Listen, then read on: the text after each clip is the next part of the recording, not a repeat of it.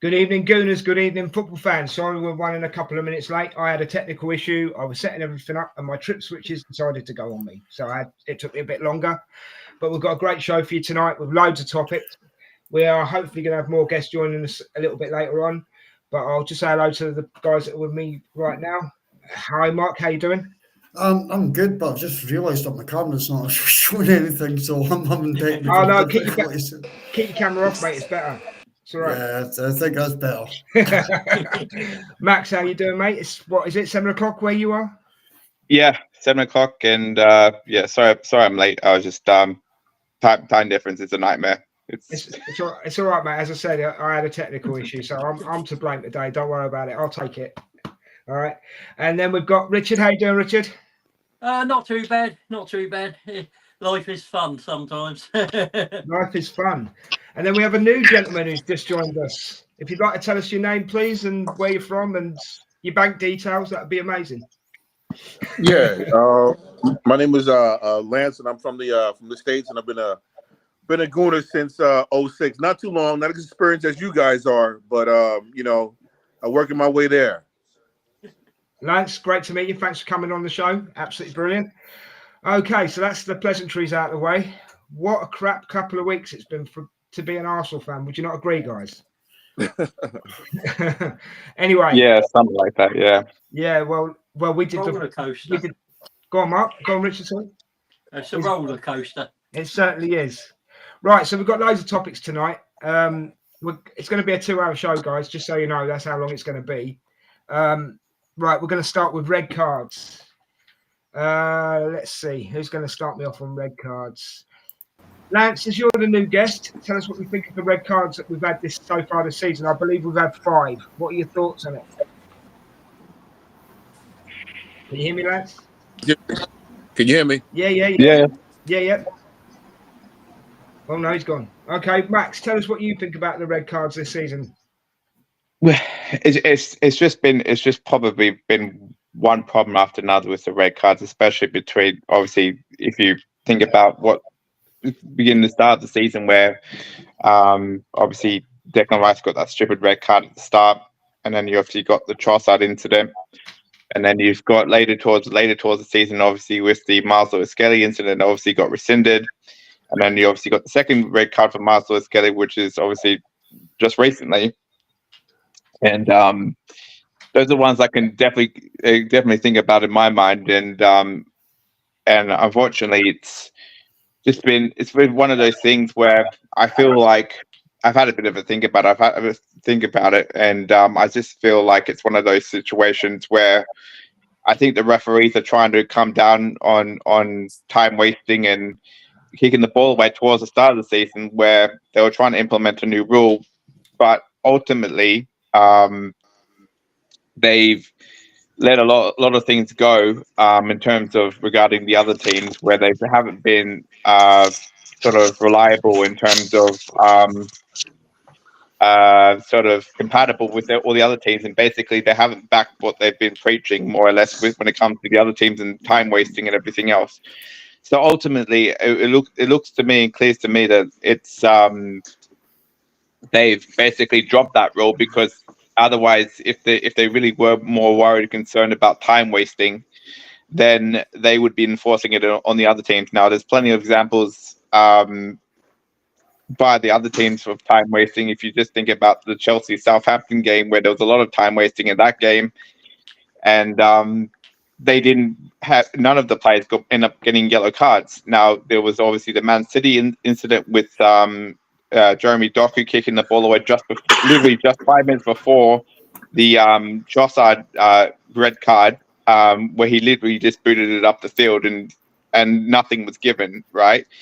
Now, this is what I have a problem with referees in particular, right? Because their consistency is just dreadful, right? And I've made my thoughts clear about why I don't like English referees in general, and I don't think it's the system. I think it's the actual refereeing. That's what, and I also would include the VAR in that. That it just takes completely forever to make a decision about when they make a decision about goal line technology, or whether the ball's crossed over the line, or all that kind of stuff. And And this is why I've been a huge advocate of having the referees mic'd up so we can actually hear what's going on or hear what's been said, right? Because how the hell the people in the stadium supposed to know, and how are we supposed to know in watching TV or wherever we're watching it from, what the decisions are being made, right? And what's the circumstances and what are they measuring, right? Because there's no accountability in terms of the FA and obviously referees in general, because it's just a shit show. And obviously Daniel's obviously mentioned on various shows about referees and why he doesn't like them and why he thinks they're dreadful. I tend to agree with him in most cases in terms of why I don't like the English referees at all. But ultimately, at the end of the day, if we don't win a football game, it's not down to the referees. It's down to our own incompetence. And the West Ham and the Nottingham Forest were prime examples of that. So that's where I stand on referees and red cards in particular. I just think we need to have consistency, and unfortunately we don't. And unfortunately, it's going to keep happening until we do.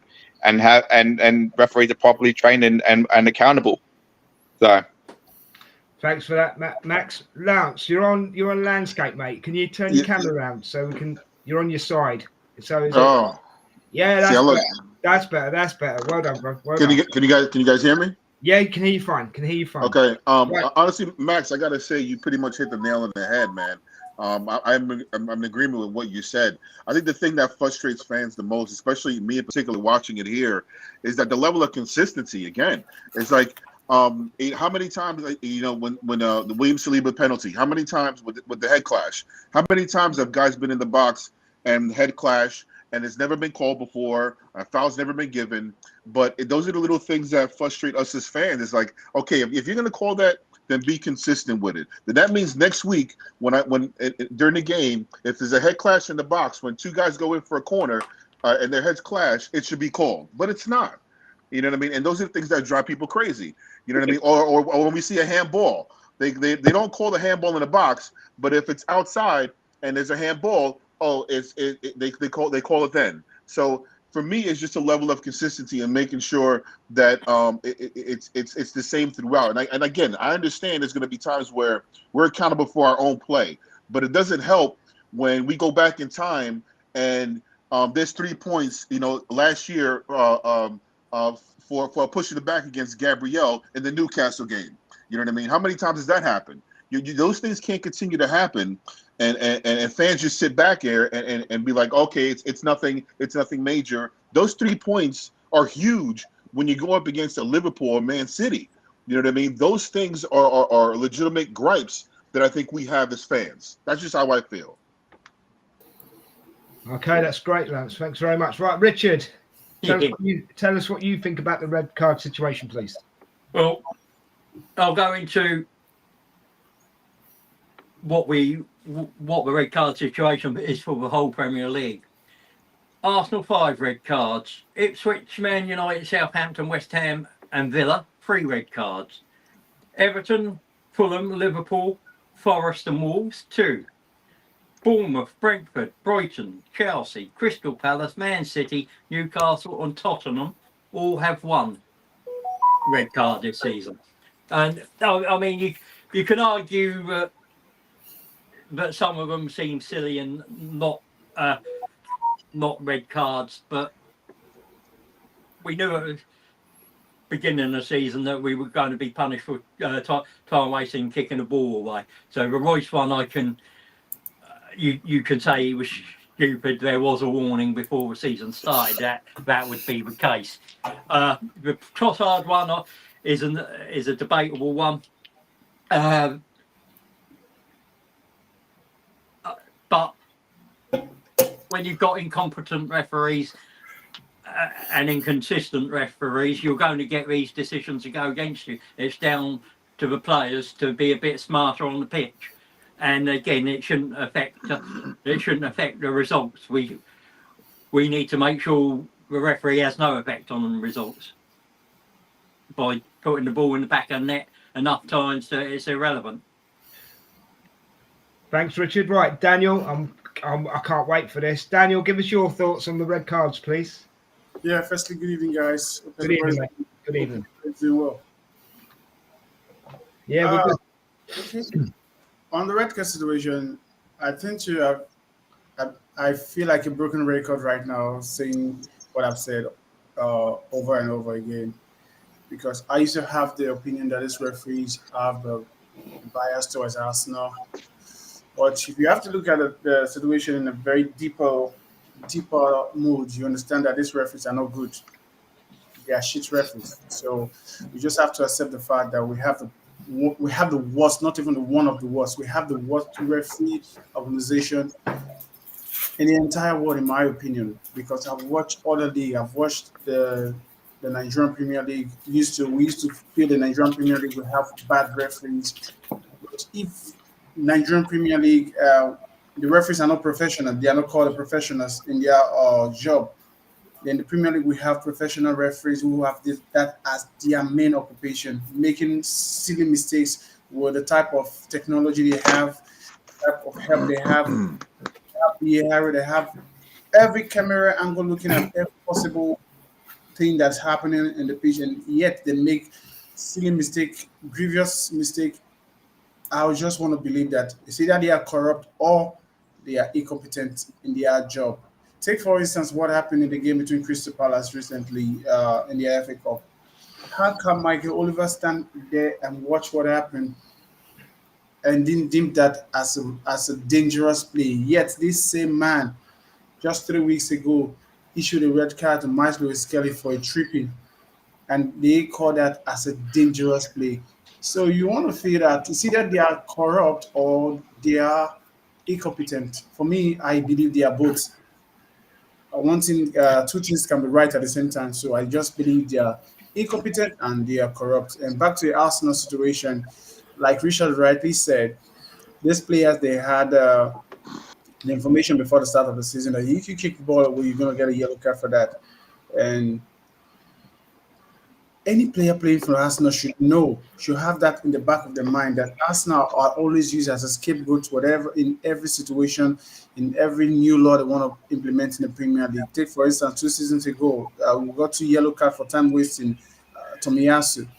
So I believe Arsenal players should be smart enough, should be wise enough to understand the rhetoric of this Premier League referee, understand the fact that they try to use us as an example in whatever they're doing. So some of the red card we took this season, the likes of Declan Rice red card for me was silly in his part, and also the referee should have used his common sense in that situation. But the rest red card, Saliba red card for me. That was a red card, but the remaining one, I can't seem to put my head wrapped and understand what's going on in the Premier League.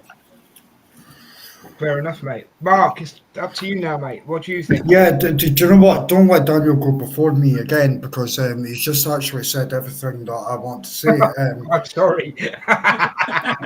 No, he was absolutely on the fact, and I was going to use the same analogy of yesterday. If you saw the tackle by the goalkeeper on, I think it's Matata. Mateta, and he almost took his head off. And Oliver gave a yellow card for that. And then I'm watching some horrendous decisions by this same referee in Arsenal games. And Daniel, I'm with you. I am like I'm not going to go on too long on this because Max summed it up, so did Lance, and Richard gave the stats, and Daniel said everything that I want to say. It is incompetent and it's corruption. I believe it's corruption.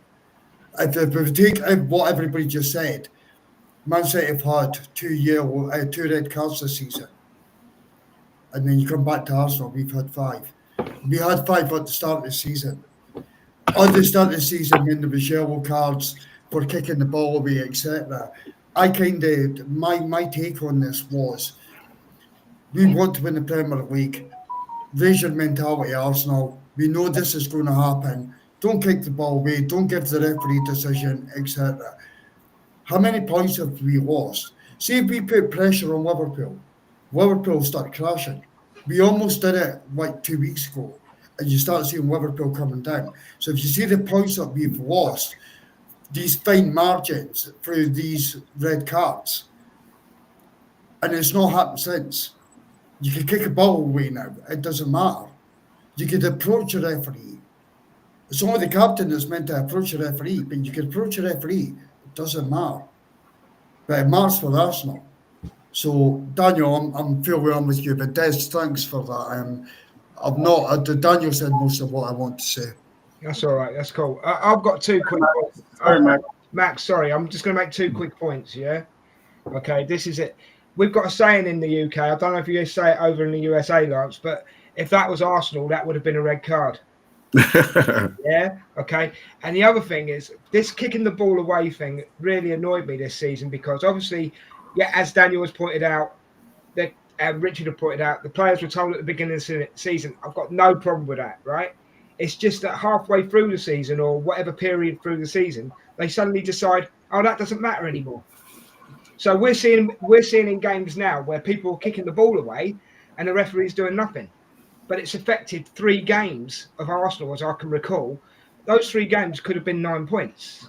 Yeah, that's what I'm annoyed about with this kicking the ball away rubbish. And yes, everybody's covered it about the referees who've done really well, lads. They're incompetent. They're rubbish. We need to sort it out. But again, it's a voice that can't be heard. You know what I mean? Because no one's doing nothing about it. You know what I mean? Yeah, you know the other thing too is this, right? Is that like we have a saying in Australia: if it was Granit Xhaka, he'd be deported, right? That's you know, but that's the thing, right? And also the other thing too is right. I think it was a couple after the Miles Lewis-Skelly incident that they eventually got rescinded, right? I think Arsenal ended up getting a fine for surrounding the referees for complaining about the decision, which boggles my mind in terms of like why. Like we're getting a fine for basically telling them how to do their job properly, because it's just it's ludicrous to me. But there you go. Yeah, I'll just add something quickly. We have lost 10 points from those red cards. We have dropped 10 points. Well, that makes a big difference, doesn't it? But I want to move on, because we're short on time, guys, and you've covered that topic really well. I just want to move on to the next one now. Is that okay? So now we are going to talk about injuries and how they've affected Arsenal this season. Let's see. Lance, go first, mate. Yeah, I think it's with the amount of games, and I was just talking about this with a friend of mine. With the increase in games, I think what needs to happen is, which is something that they do in the States here, depending upon what sport you play, is you have to increase the roster and allow teams to have more players on. Because there's just way too many games. To play 3 or 4 games in a matter of a week and a half is absurd. You know what I mean? So either you have to, with increasing the roster, you have to then increase PSR and give these guys the ability, because they don't have any breaks. I think the longest time they had off was when we just took them to Saudi Arabia, and that was about it. And I'm watching these games, and of course, we have injuries, and I'm watching Declan Rice. He looks knackered. I mean, I'm looking at Timber, who's just coming back from a knee injury. He looks shot. They have to increase the roster if they're going to have these many games involved. Have these guys play these many games, because it's crazy. It's crazy, and the level of play is actually becoming worse as a result of the amount of games they're playing. If just look at Tottenham. You know, we all hate Tottenham. Look at Tottenham. I mean, they're going to be asking Max to play next because they have no center backs. You know what I mean? It's insane. So, I mean, it's crazy. Just for the record, I don't think Max would play for him, but it's a good suggestion. It's a good suggestion. Right, Daniel, I'm not going to be rude to you because I'm going to let Mark go before you this time, because you might say everything he's going to say. But first of all, I'm going to go to Max. What's your thoughts on the injuries? Yeah, see, look, the thing is, right, for me, like, I think injuries have played a huge part in terms of where our seasons had an issue, right? We've all known the big issues in terms of where our weaknesses are, right? We have a strong squad at the back. We have a fairly decent midfield, and our Achilles heel has always been our attack, right? And when you lose the likes of Saka, when you lose the likes of Martinelli, when you lose the likes of Havertz and Jesus, you know, and Trossard's not been on form, and then you bring in the likes of Sterling, who's basically done nothing all season, right? And then you have to rely on a 17-year-old kid in Ethan, right, to basically go and carry you through the season, which is not fair to the kid, to be fair, because players like Cesc Fabregas and Jack Wilshere, with all due respect, obviously had huge pressures thrown upon them, right? And either it comes out one end where basically Cesc Fabregas basically goes and manages basically his game time and the pressure for a young kid coming through the academy, or you have a situation where you have like a Jack Wilshere basically where they never be able to play more than 5 games, 10 games a season because they're constantly injured all the time. And that's the reality, right? And as Lance quite rightly said, we need a bigger squad, and and unfortunately, I'll give them further than that. Where basically this, I think personally for me, like if I'm the FA, and I had to host an Arsenal game on Monday, I'd give him another game on Wednesday, and then another game on Friday, and then another game on Sunday. If that's and have 2 days rest between the games, right? At the very least, a minimum of 2 days rest. Because if you think about it, you have a game on Sunday, right? You give them a 2 day rest, and you have a game on a Wednesday, right? And then vice versa because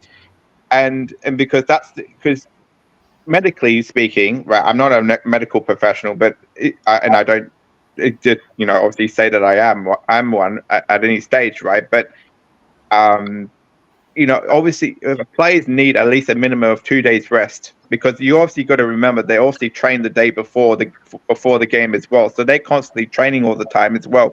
So they're constantly training and basically putting their body through the ringer during games, right? And as we know, the Arteta press is very, very an intense system where basically he expects his winger to come back and basically defend, right, and then go on attack on the other end of the pitch, right? And there's no wonder that Saka and Martinelli and Havertz and Gabriel Jesus are injured, because they're basically having to go from one end of the pitch to the other end of the pitch within one movement and back and forth through 90 minutes and 90 minutes and 90 minutes and 90 minutes, and like it's just, and then they've obviously got training of them practicing doing that, and that's just going to kill someone mentally and physically, and I look, there's many situations. Look, I don't obviously I think we're unlucky in terms of our injuries.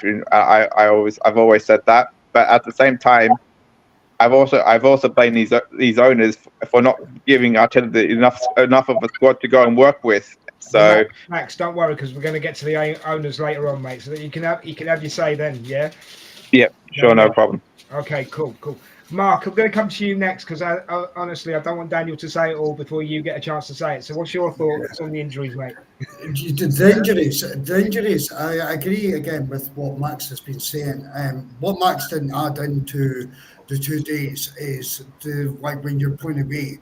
So you've got the travel time as well. Now that could be in Europe, that could be in Premier League, buses, etc. So the players do have a major demand, and when you're coming off a season of, the same for every Premier League club, so I'm not making excuses. When you're coming off Euros and you go straight into a Premier League, your players are going to be tired. But one of the most interesting takes, and this is a bit of devil's advocate that I'm playing here, that I heard, the only way that the Premier League sides could get a squad big enough for the schedule, for what's there, is if they take a pay cut. And that is quite right. The players are demanding that they get £300,000 a week. When they're taking up all the finances, how do you create a bigger squad to come into the league and be able to play games on a competitive level? So therefore, it's either you get the money and you don't rest, or you don't get the money, you'll get less money, we'll bring more players in, and we'll give you the rest. And I think, and that's a balance for the players' union to come up. This balance needs to be sorted, because at this moment in time, you're seeing Liverpool experienced that last season. Arsenal experiencing the same as Liverpool last season. There's no difference. We're not like, it's not only Arsenal. So for me personally, something has to give, or their bodies will give. And when you're putting players on £300,000 a week, we can't afford for their bodies to give, if that makes sense. So something has to happen there, Des, for me. And that's the reason for the injuries.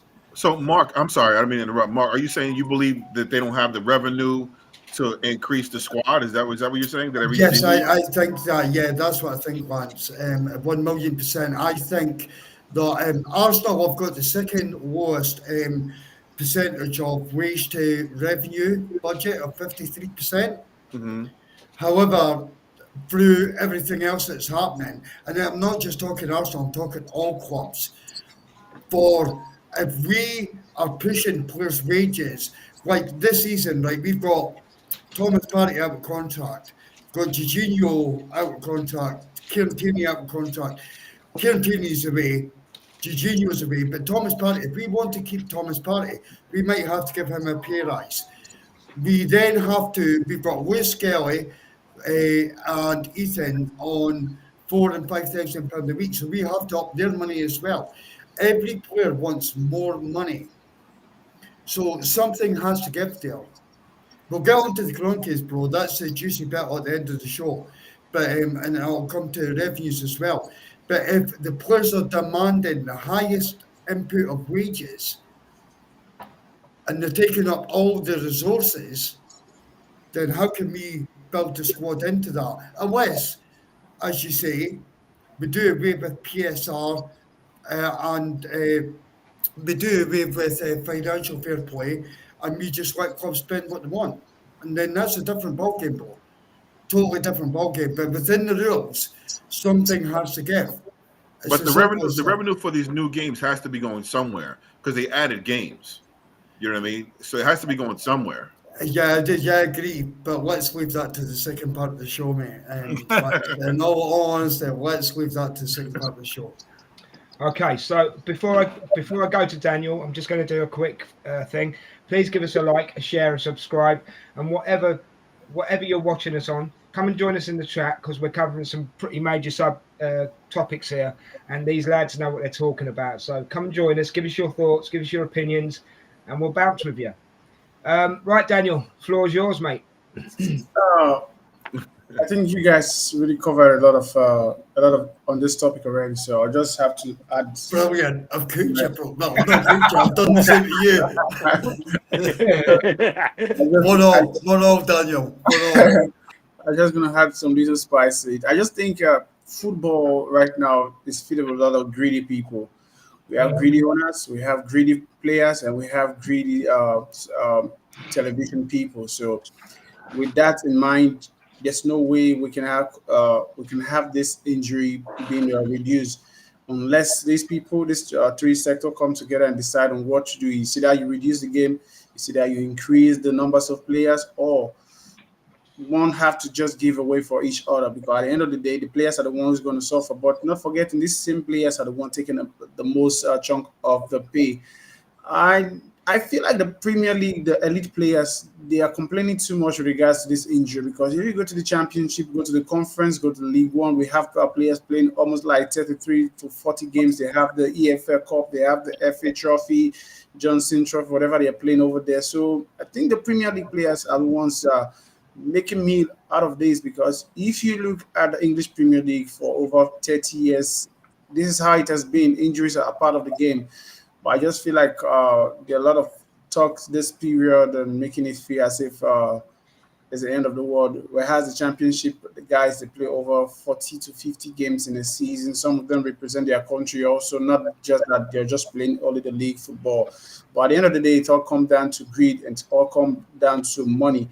And if these players want a reduce of the fixtures, then they have to have the reduce of salary too. And if they want to increase the roster, according to what Lance said, the numbers of players, these owners would not want to increase the numbers of players with the likes of having 350k players on their list. I don't think they're going to pay for that. I don't think they want to do that. So at the end of the day, we just have to use common sense. The broadcasters, the owners of the club, and the players have to come together and find a way of eradicating this whole issue, because we need the best players playing in the biggest game, not playing against Manchester United. We not have Bukayo Saka because he has played too much games. So we'll see. We'll just see how it goes. We'll see how it goes. Hopefully something is done about it. Richard, give us your thoughts on that, mate. Right. I mean, before I go straight into a lot of stats, is it on the onus of the clubs to say to the national teams, we are not releasing players for the Nations League and meaningless friendlies? We're only releasing them for competitive matches to cut down the number, because the international FAs do not pay the wages. They only pay the wages if a player is injured on international duty. So that would, whereas the clubs pay the money, so they have a right to play the player week in, week out if they can. So quick stats. Brighton have the worst injury record, 23 games, 914 days. Villa 22, 421. Us 25, 67. To put it into context, Liverpool have had 12 match weeks of injuries with 467 days lost this season. But it's when you go into a comparison between Liverpool and us. We've had Calafiori, Zinchenko, Tierney, White, Skelly, Gabriel, Saliba, Timber, and Tommy's been out the whole season. But most of them have been out in very similar periods. When you go into the midfield, you've had Partey, Marino, and Odegaard out on the same time.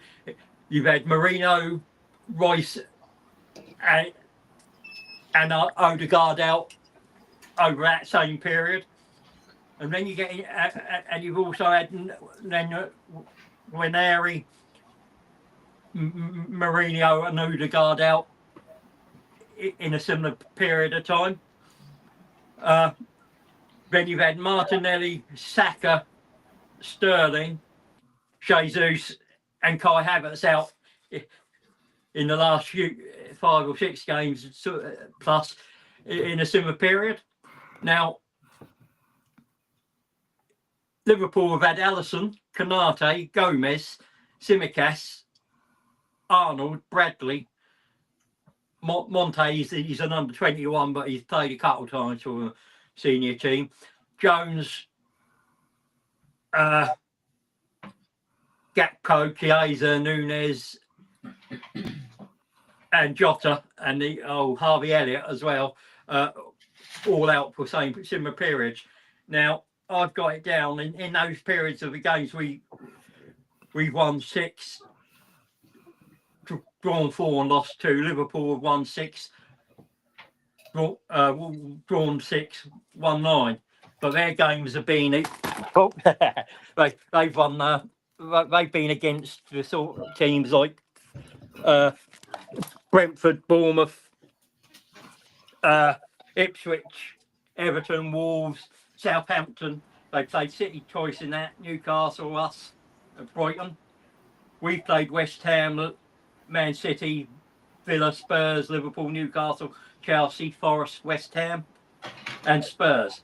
So there's a slight difference in the teams that they're facing, and a lot of them have been at home when they faced them as well. So, Richard, what you're basically saying is we've had a player we've had a player injured every week of the season so far. Pretty much, yeah. And if you look at if it hasn't been struggling to field the defence, it's been the midfield, and towards the end of the season, it's struggling to pick a decent front line. Right, so I've got one question for you guys, right? And it's not so much about the injuries, because you've lot have covered it. There's no point me saying any more. You've covered it really, really well. If you take someone like Ethan Nwaneri and Martin Lewis Skelly, yeah? Who's putting the pressure on them two kids? Is it the fans or is it Arteta? Go on, Richard, what do you think? I think it's both, because at the end of the day, the fans have that expectation that you're wanting to win and compete for leagues. So you're expecting the players to deliver to a certain level of performance. But then Arteta is also saying to them, I need you to perform to get me through this period. I need you to be of the level so that we don't drop points. And that's tough for any youngster. Yeah. I mean, in an ideal world, he wouldn't be in that situation, but he is. And that's just the reality of the situation we've been in. Right, give me short and sweet answers, guys. Max, what do you think? Arteta or fans putting the pressure on? I think, as I agree with Mark, I think it's both. And because obviously Mark just quickly touched on, obviously we have a pressure to, as an Arsenal Football Club, to perform every week, and the fans demand that, and if we don't demand that and we lose, then we have to go at the manager and all the players, and and obviously the manager expects them to perform because we have so many gaps and so many injuries. So, Lance, do you agree? Actually, I don't think it's the manager so much, because Arteta looks like he's more of a player's coach. I think it's more of the fans and more so the media, the abuse some of these kids take. MLS took. It was absolutely absurd. So I think it more comes from the outside, because Arteta has shown that he'll back his guys. He'll go down with the ship for his guys. So I think it's more on the outside than Arteta. Okay, Daniel. Yeah, I have to go back a few years ago to the All or Nothing video that came out. Arteta looked from that clip, from that series, as a very demanding manager. So I would like to say Arteta is more demanding of the players. But at the end of the day, you can't demand something from what they don't have. You can only get the best out of whatever quality the players can bring. So it's both ways, but I feel it's more on Arteta. Mark, short and sweet, what do you think? For me personally, I think that the way that these two kids are performing and the way that they are, I think Arteta would like to protect them more, and he's not getting the opportunity to do that because of squad depth. Yeah. So for me personally, I don't think the hype is there with the fans, but I will make it short and sweet. It's nothing to do with Arteta whatsoever. Sweet. Okay, that's great. Right, that was just a bit of just came into my head, and I thought I'd ask you guys. Right, I'm going to do the next two topics together because they are kind of related. So the next two topics are transfer window and Edu. Right. So, yeah, guys, what I want to know is your thoughts on the transfer window from this year, basically. I know we didn't have a good one last year, but I need to know your thoughts on the transfer window this year, and I'm going to start with Daniel. You let me go before Mark again? Yeah, why not? I need to keep the tally going. It's one all, bro. It's one all, bro. So where do I start? Do I start with Edu? Do I start with the transfer in general? Whichever you want, mate. Whichever you want, but cover both if you can. All right. So if I have to start with the transfer in general, at the end of the day, in my opinion, I believe Edu failed as a sporting director for Arsenal, because if you look at the quality of players who brought in, the likes of Fabio Vieira, who is now loaned out, the likes of Tavares, who is now loaned out, the likes of Nuno, who is now loaned out, the likes of players sales from Arsenal. We lost Aubameyang to Barcelona for free. Barcelona sold Aubameyang for some money. We lost Lacazette for free. We lost Ozil for free. We lost Edley for free. All these are under Edu Gaspar as a sporting director. Then if we look at our incomings, we bought in Kai Havertz as a striker, which failed. That's under Edu Gaspar. We brought in Mikel Merino this season that was under Edu also, who the jury had for him already at the moment. But some of us want to give him time and see what's going to come out from it. So apart from Martin Odegaard, Thomas Partey, Jorginho to an extent, Leandro Trossard to an extent, I can't really pinpoint out one good signing under Edu that I can say, yes, this was a mercury signing. This was a signing that transformed us from one place to the other. Some will say Gabriel Jesus or what's his name, Zinchenko. But for me, those are squad players at best. So at the end of the day, Edu Gaspar as a sporting director for us now, in my opinion, failed because I had high expectation from him due to the fact that he played with a lot of good players in Arsenal. Even for the Brazilian national team, he played a lot of not just good players, great players who come into the football pitch and change a match. And looking at the signings he made for Arsenal during his time there, none can list the boot of the likes of Thierry Henry, the likes of Patrick Vieira, which are the players Edu Gaspar played with. Arsenal had the opportunity to sign Alexander Isak from Real Sociedad, but we decided not to sign him. That was under Gaspar Edu. So at the end of the day, for me, our signing from the time of Edu Gaspar as sporting director hasn't been great, and our sales has been poor, very, very, very poor, in my opinion.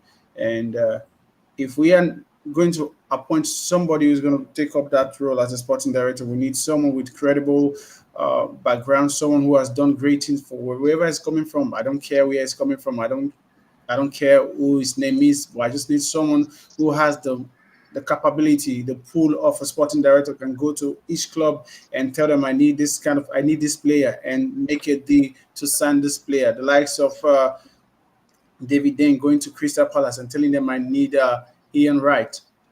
Those are kind of sporting director I need, the ones that can really make these happen, not the one that give players out for free because they had a clash with the manager. No, I need good sporting director. So to round it up, Edu Gaspar as a sporting director for Arsenal in the transfer inside had for me was a failure for Arsenal Football Club. Okay, cool. Thank you for that, Daniel. Max, what's your thoughts on both topics, mate? Transfer window and Edu. I would actually like to hear what Mark has to say, so just to even the score up a little bit. I'll go to Mark. That's cool. Mark, go ahead. Yeah, the Edu situation is going to come into KSE. That's the reason that I actually put it in the topics. Edu had an opportunity. I'm not going to touch on KSE. I'm going to put a boundary up there. But Edu had an opportunity to sign for Nottingham Forest in the summer. And although that he made, and I'm going to defend Edu, he made, for the first time in Arsenal's history, very good sales. In Eddie Nketiah, Emil Smith Rowe, etc. He refused a deal by Nottingham Forest, and then within a couple of months he's put on garden leave and he's going to Nottingham Forest. So that tells me there's something happening behind the scenes. And with that, if I like Edu or I don't like Edu, the way that he's doing things, I've started to open my eyes up a bit to it and think, is there a bigger issue within the football club where maybe Edu's hands were tied? Maybe they were tied just slightly where he couldn't do what he wanted to do.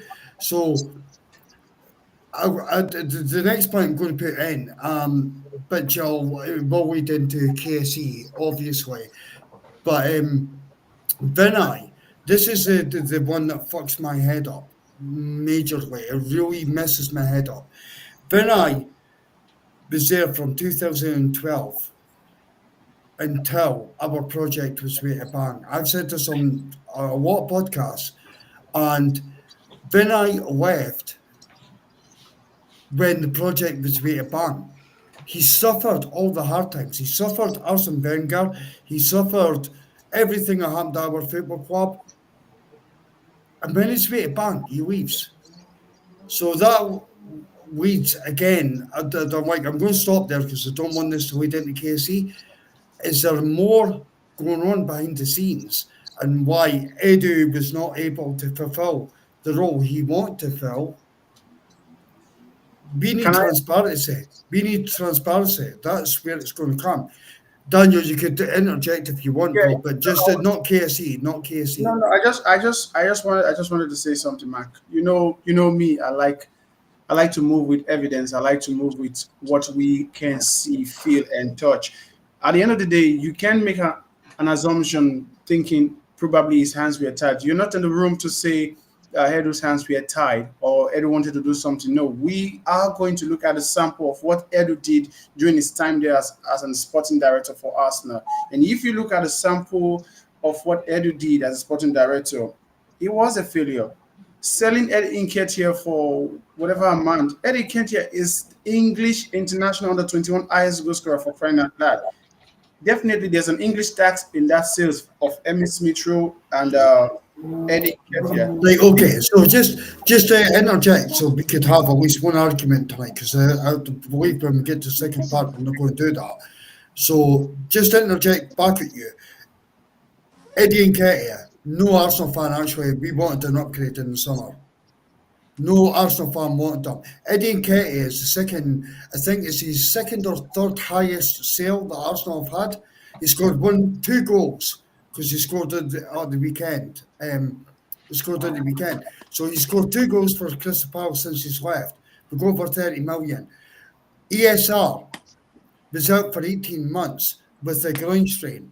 Unless that guy's watching serious porn, like, what the fuck is going on with your groin, bro? So I don't want to take the flavour of the podcast down, but, like, seriously, we had to replace him. We never replaced him. Okay. So there's your interjection, bro. Yeah, we have a lot of talk on the show, so I don't want us to go this way because at the end of the day, He's deflected, Mark. He's deflected. Fair play, Daniel. if we 2-1, no, man. If we want to go this route, then we have to. Then I'll come fully for you because this same man signed what's his name, Aaron Ramsdale, and sold him for lesser man. So don't go that road and trying to say Emmitt Smith-Rowe. Emmitt Smith-Rowe, we all know it was a quality player. He's a quality player, and it's proven. So was Aaron Ramsdale. Let me go, please. Eddie Nketiah, what's the problem with Eddie Nketiah? We always complain Eddie Nketiah doesn't have enough game time to prove his quality. And that's the same problem he's having as Crystal Palace because Arteta, who is the striker there, is doing a great job by scoring game after game. Eddie Nketiah get lesser appearance to play and show the quality. Eddie Nketiah, we all know whenever he gets that run of game, tend to score goals. Even in under 21, playing for Arsenal under 21, we have seen that. But Eddie Nketiah doesn't get the chances to play game after game. So you can say Eddie Nketiah is a poor player if he holds the record of the highest goal scoring English. I didn't say he was a poor player. But Daniel, with all due respect, I understand what you're saying. But if you're going to go by Eddie Nketiah not having enough time, can you say the same about MLS or Ethan Nwaneri? Look how much time they had, and they performed. How much time does Eddie Nketiah need? Good point, Lance. Good point. Wait, lads, I'll even go into further detail. How much time did Reece Nelson get? Right, and he's been given plenty of chances, Reece Nelson, and yet he's been moved on to Fulham with all due respect. So, I just don't think they're big club players. But I'll also throw something in there, guys. Right, look at what we got now. We got Sterling. He's only scored 1 goal for Bolton. Right, if we still had Eddie Nketiah, at least he would score. He would score goals. Sterling isn't. I don't think Sterling will score another goal this season. If I'm absolutely honest with you. I don't think he will, but I'm going off topic, so let's get back on it. Right, you've spoken. I'm just working out who's spoken who hasn't. Max, go for it, mate. Yeah, so yeah, just quickly, I'll be very, very brief, right? To quickly touch upon obviously the transfer window and obviously Edu and everything else, right? So obviously as we know, obviously January has obviously been a shambles. We didn't sign anyone, so I won't touch upon that because I'll have my reasons on why that was the case, and I have my reasons. I think it's down to the owners, and I won't touch upon them because we'll touch upon them later in the show.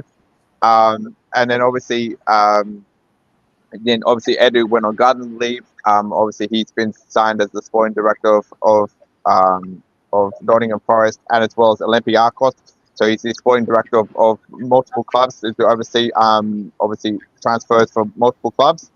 And then obviously we signed who we signed in obviously in the summer. Obviously Calafiore being one of them, Marino being another one of them, and I'm just trying to remember the other signings in January. If someone can help me out here. So this Marino, Calafiore, Marino, and Calafiore, Marino, and Sterling in the summer. Yes, Sterling. So and that's if you're competing for a league, that's nowhere near going to be enough to compete for the league, especially when we know, as I said, touched upon previously, we know what our deficiencies have been, right? And the last season and the season before, we've been saying we need a striker, right? And we haven't got one. And then obviously as injuries, obviously quickly touched upon it, injuries have happened and we hadn't signed anyone. And to be honest, we didn't do enough in January, and we didn't do enough in the summer, right? And now it's coming home to roost. And I just want to quickly touch on. I'm not sure if Gabriel Magalhaes, right? Big Gabby, right, was part of Edu's tenure. I can't exactly remember if he was or necessarily. So if someone can correct me on that, I'm not sure. I believe he was. Yeah, but if he was, then I that's probably one signing that I'd say has succeeded at the club, right, and has progressed. Ben White, obviously another one. So I mean, you got 2 out of what couple of signings. So again, I think so. For me, like I agree with that. I think he has failed, but and I think I'll even go further than that. I think the club for a long time, right, has failed at selling players for profit, right? It's always been the case. You know, if you're going back to, you know, for a long time, Oxlade-Chamberlain, with all due respect, was the highest selling price for a long time, and it's been a very, very long time since we've actually sold anyone for profit. And I just worry that if, you know, we do sell Saliba, that's going to be our highest profit player, you know, for over 80 million, something like that, yeah. And I don't want Saliba to go, but you know, it is what it is. Okay, Lance, give us your thoughts, please. I'll be honest with you, I do agree with. I'm on the fence. I do agree with Daniel a little bit in terms of Edu not being all he could be. Personally, I think the fact that he didn't sign Isak, the fact that he didn't sign Kudos, and we could have had Kudos, and the fact that he did sign Marquinhos, to me is shambolic. It's disgusting. But here's why I'm on the other side of the fence with Mark a little bit. If you remember, I think it was last year, the year before, when the Kroenke came out and said he wasn't fully invested because he didn't have full ownership. Okay, so if you didn't have full ownership, who was making the decisions? Which kind of leads me to believe that maybe Edu didn't have full control over, you know, who they were scouting. That's the only reason why I say that. But I do see Daniel's point, because some of the stuff Edu did was egregious. But I do see the other point too, when Kroenke comes out and says, I didn't have full control. Well, now you have full control. So, you know, I think it's time for them to step up. This has got to be a huge summer for us. Huge summer. $200 million, £200 million summer. Lance. Yes. Since Edu became our sporting director, the Kroenkes had full ownership of the club. The Kroenke had full ownership of the club since 2018. And during that time, Edu Gaspar was appointed as a sporting director of the club. So in other words, Edu Gaspar had the Kroenkes backing in whatever decision they're going to make in terms of signing. I know the Kroenke has their own flaws that I have a lot to say about that. But for him to say they don't have the ownership, that's why they didn't spend money for signing of players, that's for me is shambolic. Because at the end of the day, the Kroenke got full control of the club in 2018, and that was a period Edu Gaspar was signed as a sporting director of Arsenal. So he could have signed Isak, he could have signed Kudus, a lot of players we could have signed. Like you rightly pointed out, Marquinhos. I won't forgot we had a player like that who is now in the loan in Brazil. So, Mark, you see what I'm trying to say? 3-1. Well, I've got to go to Richard now because he hasn't had a say. Go on, Richard. What, 3-1 me? Right. So, sorry, 2-2. where I go with the transfer window summer, I didn't see too much wrong with it. I would have liked a better forward option than Sterling, but he could. At that point, there was a possibility he could have rekindled these City form and been a bargain, but that's not been the case. January was poor, and we should have got somebody in. On Edu, he's had more hits. He's had more misses than hits. But where I disagree with Daniel is on the selling side. If you look at the players that and the quality of the squad we had when he started, they were on high wages. They were piss poor, and getting any money for them was nigh on impossible. We had to get quite a few out by paying off contracts and letting them go on freeze. I don't think Nketiah is as good as you think he is. I think he's lower Premier League quality, a Leicester, an Ipswich, maybe top end Championship, but he's not a striker that's going to win you a league. So I think we did really well getting that money for him. Emil Smith-Rowe is different because I think we sold him because of the injuries and the reliability, but we got good money for him. Yeah, but as I said, you're right. Edu's had more misses than hits with incomings, but I'll give him a bit of leeway with the selling side of it, because the quality of players we had in weren't quality assets to sell. I would say that Jesus and Zinchenko, when they came in, took us into the Champions League and then took us into competing for the title the following season. So they've sort of been hits. They're not necessarily fantastic top level, but they've taken us to nearly getting back to the level we want to be. Well, I'm going to show you what short and sweet is, guys. Okay.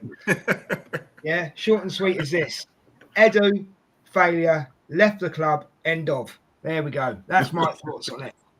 Okay. There's just one more thing, yeah. Just one quick thing, yeah. Is that it's just that on what Richard was saying, right? We had an opportunity to sell Ainsley Maitland-Niles for 50 million to Wolves, right? When that's on the summer that offer came up, right? And we said no, right? And he ended up going for half the price, right? And we also had an opportunity to sell Emil Smith-Rowe, who was an injury-prone player at the time, and he had the best season of his career that season, to Aston Villa for 50 million, and we said no. That just goes to tell you everything about these owners and about this club. They can't sell the players properly. We're getting onto that, mate. Don't worry about it, because the next topic is the board, right? So, guys, before you go, Daniel, wait 1 second. I just want to wait 1 second. I do need your answers pretty quick this time, okay? Daniel, say what you were going to say. Max, you asked the question if Gabriel Magalhaes was an Edu signing, and I said it was, but I just checked and realized that Gabriel Magalhaes signed for Arsenal in 2020, and Edu became a sporting director in 2022. So it's not part of it. Mark 3-1. So yeah, 3-1, Daniel. You've messed up, mate. Sorry. So only joking. Right, the board, guys. I'm going to start with let's see, Richard. You can go first. Keep it short and sweet if you can, mate. Well, what's to say? I mean, there's improvement needed to be made. They haven't been efficient with a club. Especially with sponsorships and getting the revenue up where it needs to be competing. Right. And that's it. I thought I was going to say. I thought Daniel, quick. What's the question again? Just tell us what you think of the board, if you can, in a quick way. The board in general, they're part of the signings we've made. They're part of the failure we've had for me, in my opinion, signing and selling of players. So if I have to say that Edu is a failure, then the board is a failure also. Okay, cool. Is that yeah? Lance, go on, mate. As far as the board goes, man, I mean, the Crunkies, I'm being optimistic because the Rams suck out here in the States. They're losing their star player. The Avalanche is horrible. The only thing they really have right now is Arsenal. So I'm praying that it's gonna be a 200 a million pound summer for us, because that's the only thing they have going now. Because both of the other franchises suck. Right, okay, cool. Then- I'm going to say something just quickly before I go to Max. It seems like you just said about the teams over in the States failing. Yeah, it still seems that Arsenal are still in 4th place considering all the assets, if you know what I mean. Yeah, that's how I feel about it. Max, go ahead, mate. What do you think of the board? Or I'm going to keep it short and sweet. Board is shambolic, and they need to be replaced. And I don't know what the scouts do, honestly. And I don't even know if we've got scouts, mate. I don't even know if we've got scouts, to be honest with you. But there we go. Yeah, and I don't know what they do, and they need to be looked at. If they don't do the business in the summer that we all want them to do, then we're going to have to ask serious questions. That's it, straight up. Mark, yeah. Bro. The board. Here we go. The fucking board. Settle in, lads. Settle in. The fucking board. Thank you very much. No, I'm not. I'm going to keep it short and sweet as well, because we're going to move into the main subject. Yeah. Thank you very much. It's a shame, Mark. I was going to get my popcorn. It's a shame, Mark. I was going to grab my popcorn. That's next. And I don't think I'll be the one doing all the talking on that bit. Nah. But my board. Thank you so much. Not only did you tie Arteta's hands behind his back, not only did you tie his feet, you threw him off a bridge into deep water with a rock underneath his feet, so he sank. And just when he started to swim, because he's a strong person, you then dropped another boulder on his head, put a boat over the top of him to make sure that he could come up for air. I appreciate you so much. The protests are coming. Thank you. Note to self. Mark needs to be more sarcastic. Sam, what you laughing at? Sam, what's Sam laughing at? I'm not laughing at anything. She's not laughing at anything. Don't I'm too busy to be talking about that shit. All right, okay. On that note, we've got two more topics, lads, right? And I'm going to leave the KSE right till the end, right? Arteta. Now, we are going to overrun slightly here tonight, guys, I think, but I'm going to give you a free grace on Arteta, but try and keep it short and sweet if you can. But obviously, if you need to go into detail, that's fine, okay? So, thoughts on Arteta? Mark, I'm going to start with you, mate. My fucking boss. My man. He took Arsenal Football Club from the trenches of, honestly, despair. This football club was fucking rotten during the period of KSE and his owners. It was rotten. They lynched out Wenger. They lynched him out the football club. They had idiots in place. There was no structure. There was nothing at all. Arteta came in. He sailed the ship. He got the ship steady again. He progressed. And they all let him down. And they're all the fan base is turning on him. Sorry, all the disconnected fan base is turning on Arteta, because they think Arteta is the reason that we are not winning titles at this moment in time. And it's so far from the truth. And if they weren't disconnected, they would realise, hey, it's not Arteta's fault. And I'm going to, next part, I'm going to let rip. But the Lance is on. Lance is on. Lance is going to, American guy is on. He's going to speak about what these owners are doing in their football club. Daniel is going to speak about what these owners are doing. Max is going to speak about what these owners are doing. They're all fucking killing my manager. They're all killing my manager. And I will stand on this hill. I'll stand on this hill with them. So I'll leave it there and let the guys go. Mark, have you put a proposal of marriage into Arteta at all? Has he responded? I'm only joking. I've tried, bro, but he's not having it. He's not even DMing his back. Right, lads, I've got to do this because they're having a bit of a game of tennis. So I've got to go to Daniel next. If you don't mind, guys, I will come to you, but I've got to go to Daniel next. Daniel, am I 3-1 up? Am I 3-1 up? You are, because Daniel made a mistake. No, you made a mistake. You made a mistake. Sorry. That wasn't my mistake. Anyway, let's Arteta, mate. Yeah, I'm afraid. Isn't it 3-2? Isn't it 3-2? Yeah, it's 3-2. Okay. Yeah. Right, let's start again, Daniel. Daniel, here's your chance to make it 3-3. I'm leading. Oh, who cares? It's your on Arteta. I'm afraid right now Arteta is looking like the Brendan Rodgers before the Union Club. Oh, he said it. Oh, bro, I'm not having it. I'm not having it, Daniel. I swear to God, I'll come straight at you. with my chest. You my manager. I thank you. Yeah.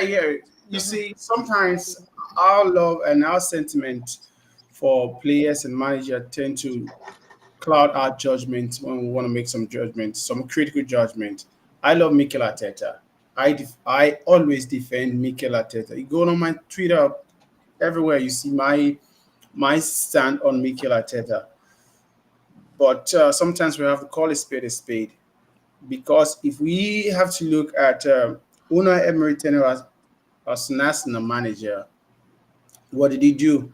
He got Arsenal to the Europa League final in his first season, and second season had a poor start. Bam, it's off. No time given to him for any rebuild or anything. I understand why.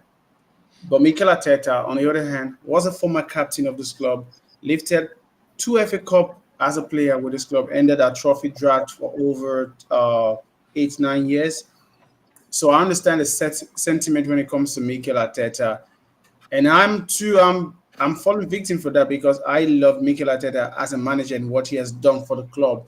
But at the end of the day, I think we are falling into the trap of loving the manager more than loving the club.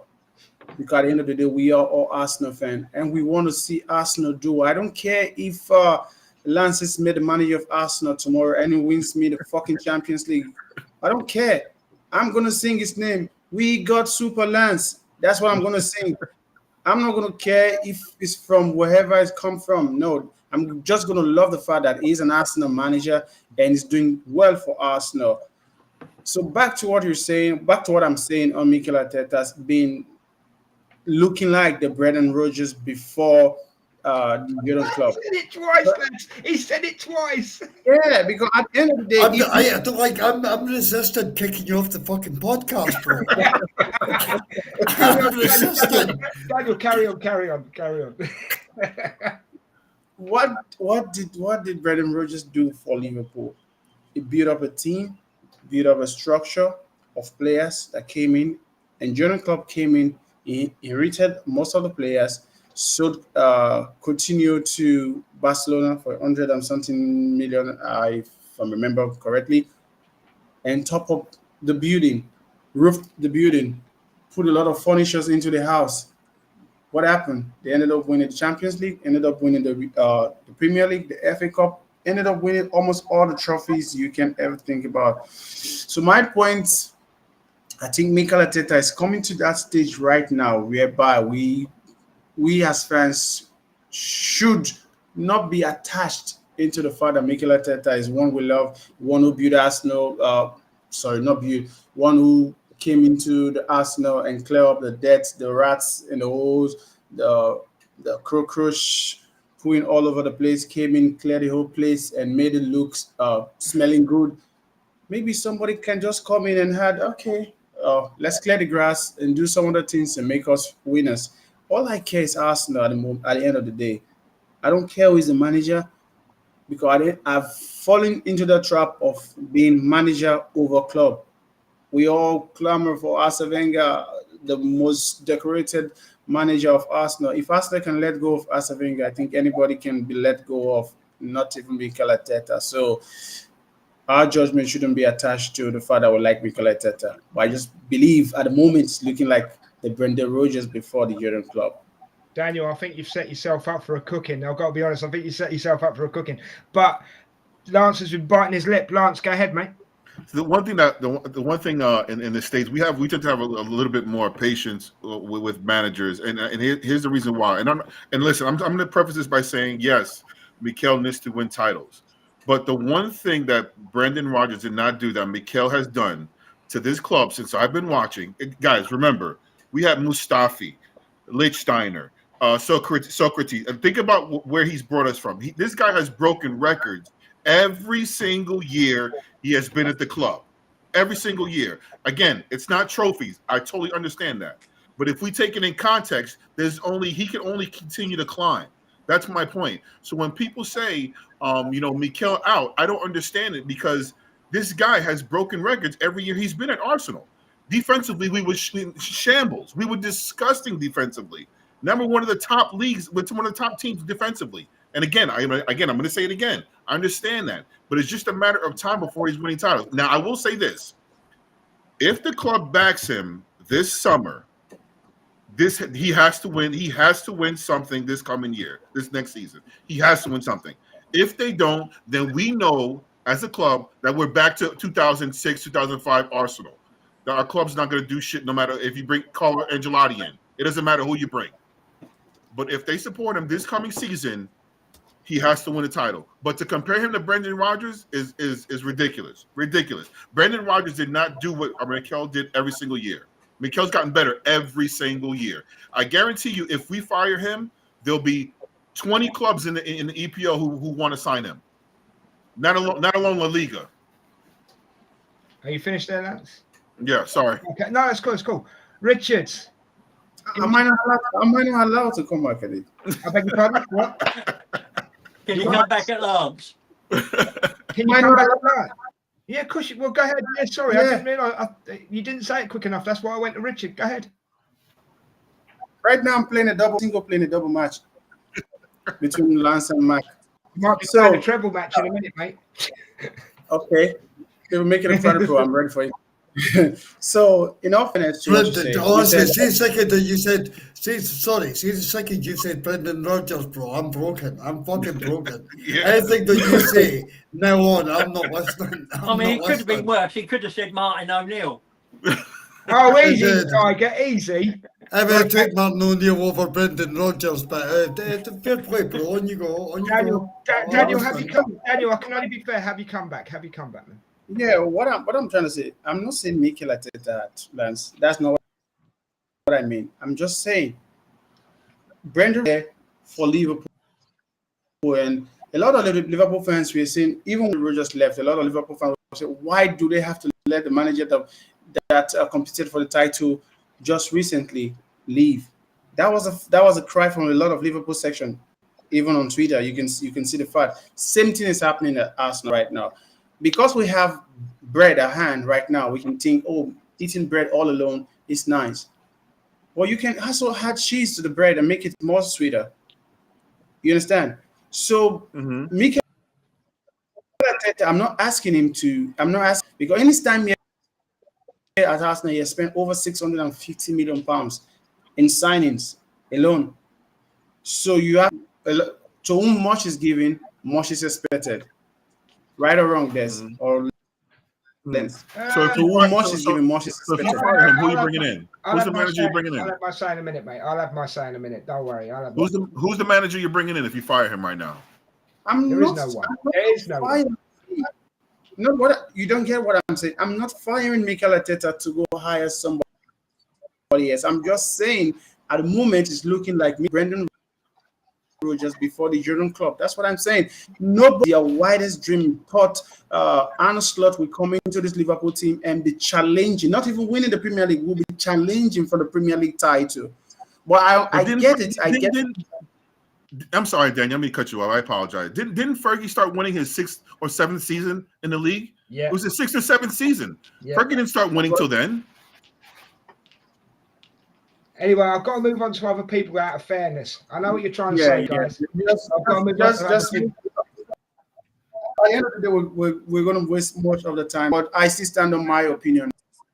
Because we've got Mikel Arteta. We've got the big one. We've got the big one to come next. We've got the big one to come next. Richard, what's your thoughts on Arteta? Well, I think there's definitely a divide on Arteta and the fans, and both sets have valid points. He has stuff to do with the transfers and bits and pieces, but for me, you're right at the end of the question. It has to be a serious question. Do we keep him or do we let him go?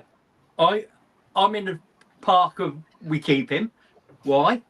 Pretty much like Lance said, he's improved us season into season. I think this season's an anomaly with injuries and other bits and pieces and things have sort of jumped out at him, and he maybe hasn't handled them too well. But I think he gets another season. Yeah, and that's as succinct as I can get it because I'm aware we've still got other things. But as I said, I think both sets of fans can. Those who want him out have a valid point, and those who want who don't also have valid points. It's just about having that respect to understand where each other are coming That's cool, from. Richard. Thank you very much for your comments. Go on, Max. You're the last one on this, and then we're on to the big one. So let us know what you think. Yeah. Mate. Let's go, Max. Cook him, Max. Yes. So basically, I'm sorry, Daniel, but I'm going to have to jump onto the treble team on this one. After you joined on the Brendan Rodgers thing. Sorry, Matt. I knew it was coming because of the look on your face, but please carry on. Yeah. So just quickly. So obviously, if you look at the United manager, they're currently in a shambles right now, right? And the current United manager right now is less likely to finish 8th in his first season when Arteta finished 8th with a poorer squad than what United squad currently has, right? So let's start off with that, right? And then I can go on to say that Mikel Arteta, since he's been here, in his first season at the club, won an FA Cup, beating the likes of a really good Manchester City team and a Chelsea team who had a better squad than us at a time, right? So we can touch upon that, right? And then we can also touch upon what Mark was saying about how he's changed the club ethos. He brought in North London forever. He got the bad eggs out of the the group of players that we had, the likes of obviously Mustafi you've mentioned, Socrates, Monreal, Ainsley Maitland-Niles. I could Rob Holding. I could go through the entire squad of players. We got Lacazette, Aubameyang, Mesut Ozil, and all the likes of these players. Alex Iwobi, all of these players, right? I can list off, right? Which, let's be honest, isn't the sort of squad that Arsenal should be looking at, right? And he still won an FA Cup with them, right? And then in the following season, he won. Whether you want to classify a trophy or not, right? He won 2 Community Shields, beating the best two teams in the league at the time, in Liverpool, who had Mo Salah in the squad, might I add, and obviously a good Manchester City team, right? Now, in the first 5 years of his tenure, right, which is, I'd say, it has been probably, if I had to give it a mark out of 10, I'd say probably a 6 out of 10 out of his tenure, right? Just purely because he's won 3 trophies in that period and he's managed to change the ethos of the club, right? And I agree with Mark, and unfortunately the board and the owners haven't backed him the way that we want them to. And he's done the best he can with a squad that's full of injuries. He's third in the Champions League group, and he's currently second right now with an injury like ridden squad, right? And as Lance said, right, he could go anywhere, and he'd still pick up another job, and he would win trophies elsewhere because there'd be owners out there that would back him and give him support.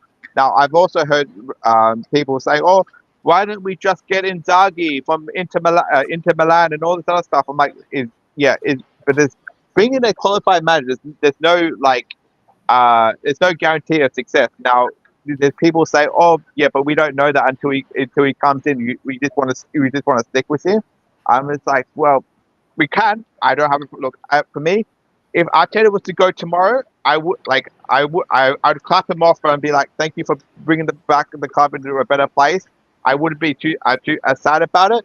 But at the same time, if he goes on and wins, does what Fergie does and wins it is his next full season in the 6 years of being his tenure, then I'm gonna be the first one to praise him, right? So, that's where I am with Arteta for me. Right, cool. Sorry, you caught me out there, and I just got a message. Sorry. Right, yeah, great, absolutely brilliant. My thoughts on it. Here we go. Okay, this is it. I'm with Lance. If we don't have the best transfer window in the summer that we've ever had for a long time, I'm Arteta in, but he's got one more season, I think. I think he's running out of time. I really do. Mark, if you're going to stand on a hill with Arteta, you better take a tent, all right, and a camping stove, okay? And a flamethrower. So guys, is this my type of report? Is it? Wait, Mark, wait.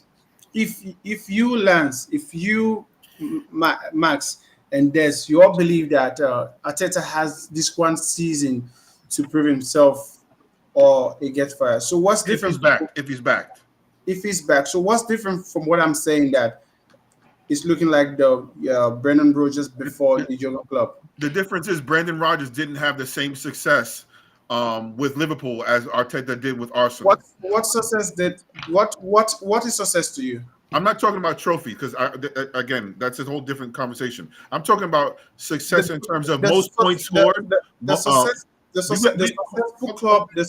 most successful club in England is Liverpool and Manchester United.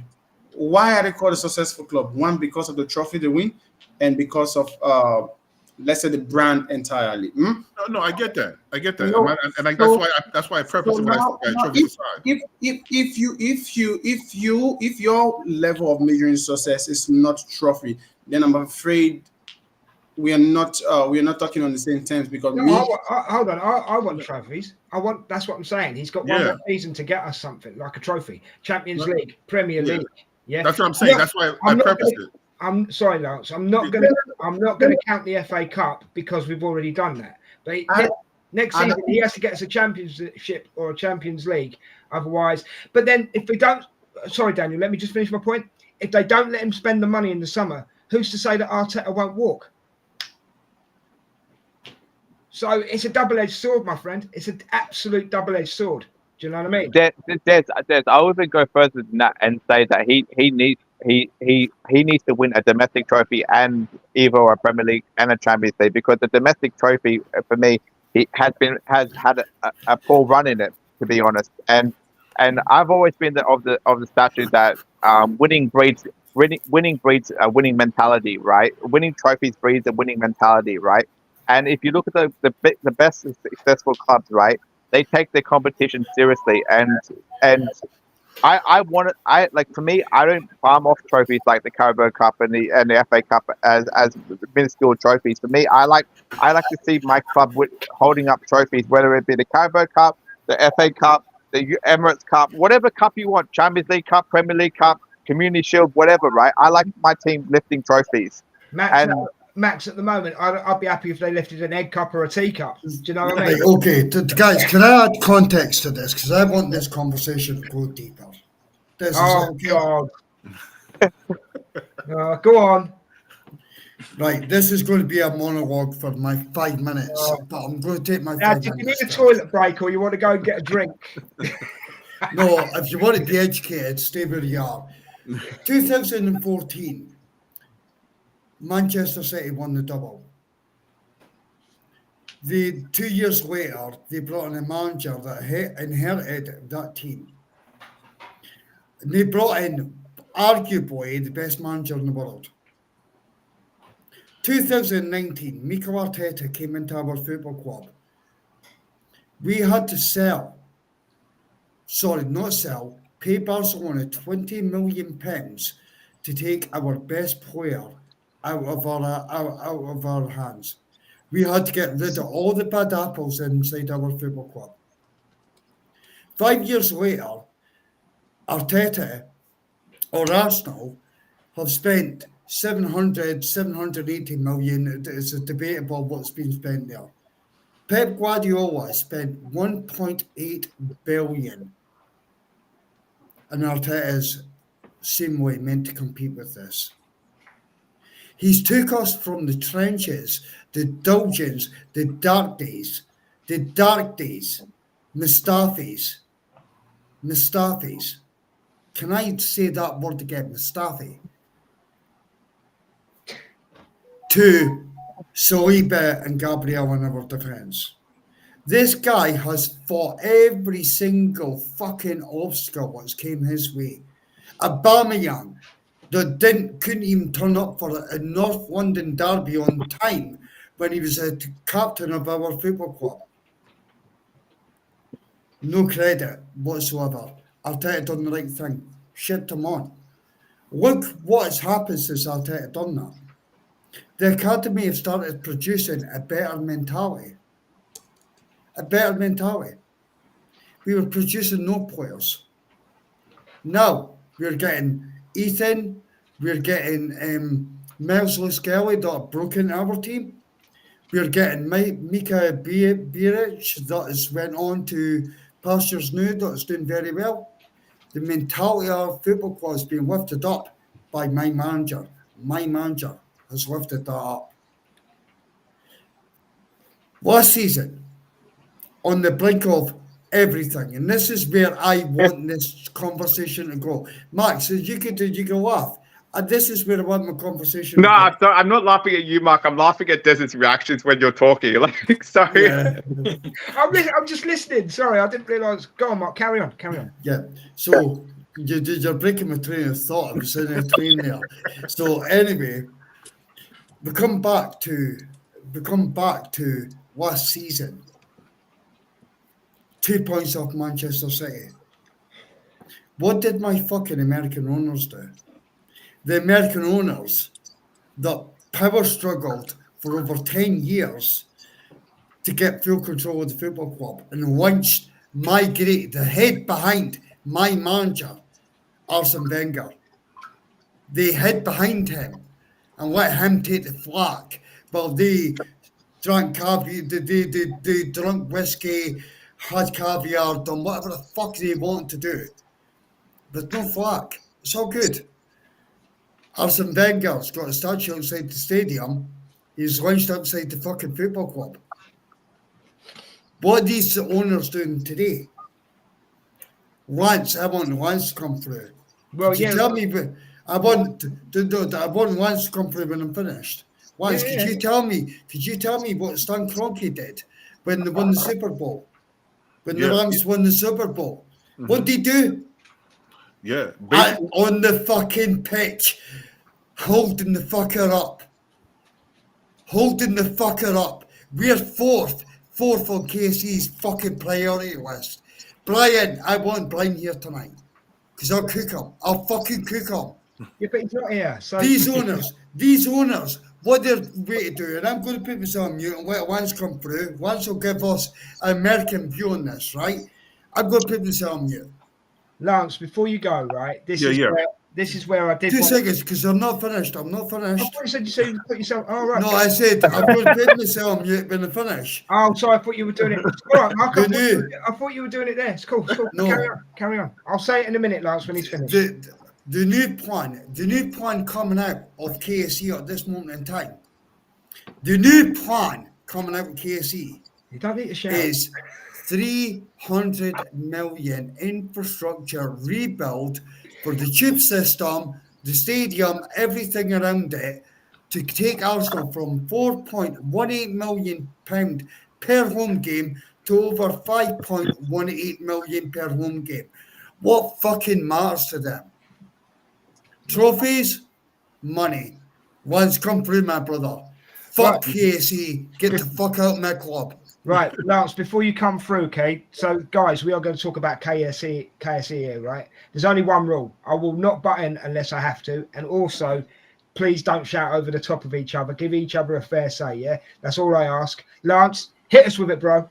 Yeah, the one thing I will say, living in the States, and again, full disclosure, my first sport is American football, then European football, and I will say this: what you notice with the Cronkies here in the States is that they go fully, they went full in on the LA Rams. The Rams won their Super Bowl. Now they're done. They're pretty much done. They're getting rid of their star player. The other star player they had retired. So it's going to be about 2 or 3 years before they come back. The Colorado Avalanche, which is their hockey team, is maybe sitting fourth right now. They're okay at best. The only thing they have left is Arsenal. So I kind of feel like Arsenal as fans have been in the back burner because they've had so much success with the LA Rams that if the Rams aren't working, now they're going to juggle another ball, and now they're going to go over to I'm hoping that they're going to come over to Arsenal and be fully invested in Arsenal. But you can see now that they have nothing going on as far as the other two team sports with the Rams and the Colorado Avalanche, and the only thing I have left is Arsenal. So I'm hoping and praying that they'll be able to turn it around. But you can see clearly by how the LA Rams are run, they basically threw everything they could into the LA Rams to win one championship. Right, because they signed a bunch of old players. Those old guys retired, some left, and now the team is shot. The team is done. So the only thing I have left is Arsenal, and I'm hoping and praying that they say, okay, listen, let's take our preview off of these two teams, and let's go to the Gunners, and let's fully invest here because we have the potential to win something here. That's what I'm hoping. But with them, sometimes you really never know. You really never know. Lance, can you expand, right? Because sorry to interject, but over here, I think I can speak for anybody who lives in the UK who's on this podcast and probably in the chat or whatever. The Cronkies are hated, basically. Do you feel this? Being an American, do you feel the same? No. They're not by the LA, because the LA Rams have never won anything. So they're actually loved over there because they actually brought a title over there. So they're not really hated. I will say they are hated in Europe. For rightfully so, because of what they've done. Since I've been a fan, what they've done is disgusting, in my opinion. But as far as over here, no, they're not hated. They're not hated. Right. It is a shame that Brian Kroenke isn't on with us tonight because he would be. Another question for Lance. What do the soccer fans think of the Cronkies, especially the Arsenal's American? Arsenal. Yeah, there are supporters. times where I go. There's certain what we call them bars. I hear you guys call them pubs. Where I go watch games, and we're all on the same page. We cannot stand the Cronkies for what they did to this club. For how they're embarrassing our manager. We're so close to winning. Listen, I can see what Arteta's trying to do. He's trying to build a dynasty, and this guy is so close to making it happen. Where we can win titles for years to come. You know, like Man City. But he has to back the manager fully, not just with his words. Back him like you did the LA Rams. You know what I mean? He went out, and again, some of you guys may not know, but he went out and bought a quarterback and spent it blew his whole budget on a quarterback, and they won the championship. They won a Super Bowl because where have you been? Where have you been all my life? Honestly, I think I'm going to propose to you tonight, bro. I think I'm going to propose to you, bro. Let me tell you something. There was two things that the Rams did in order to win the Super Bowl. They blew their budget on a quarterback, and the year before that, they blew their budget on a defensive player, and that's how they won the Super Bowl. And they got rid of all their picks, and now they're done because they have nothing left. But that's what we want to see them do here. Well, it's just Sorry, the one record. Mark, Chris, real quick, yeah. If you planning on marrying Lance, yeah, I don't think Arteta's going to be very happy. No, he's not going to be happy. But let's just come back at you, right? Just put this into perspective. I heard that there was an LA Rams quarterback that got paid more than the Arsenal transfer budget. Is that true? No, that's not true. That's not true. Listen, it was close. It was close, but it wasn't. Close. It wasn't the Arsenal budget. No. Anybody else? Daniel, what have you got to say there? Come on, give it to us. The Cronkies. Where do I start? At the beginning, hopefully. I think the Cronky, they're like canker worms. Currently, that's how I see them. Canker when they eating into the club, eating into the fabric, everything that makes up Arsenal what it is. Because if you have to stretch back to before these guys came into owning his shares at Arsenal, we are winners. Arsenal have won the most FA Cup, the third most successful club in England as a whole in terms of trophies. But since the Cronkies came into Arsenal, we have been regressing as a team, as a club. We are the talk of the town. Everybody, when they want to make jokes, Arsenal are used as the reference point. Imagine Patrick Evra coming the other day and saying Arsenal are just like a seasonal movie. You wait for the next season, it's same thing. You wait for the next season. A lot of us Arsenal fans, we find it insulting, but at the end of the day, it's true because the owners of the club, they are part of the directors of this season of fame. Because at the end of the day, they tend to bring same storyline that we bring in every year. It keeps repeating itself. We didn't sign any attacking player in the summer. We had the opportunity of rectifying the mistake we did in the summer, yet these owners of the club decided to keep their gun and keep their product close to their chest and writing up the season.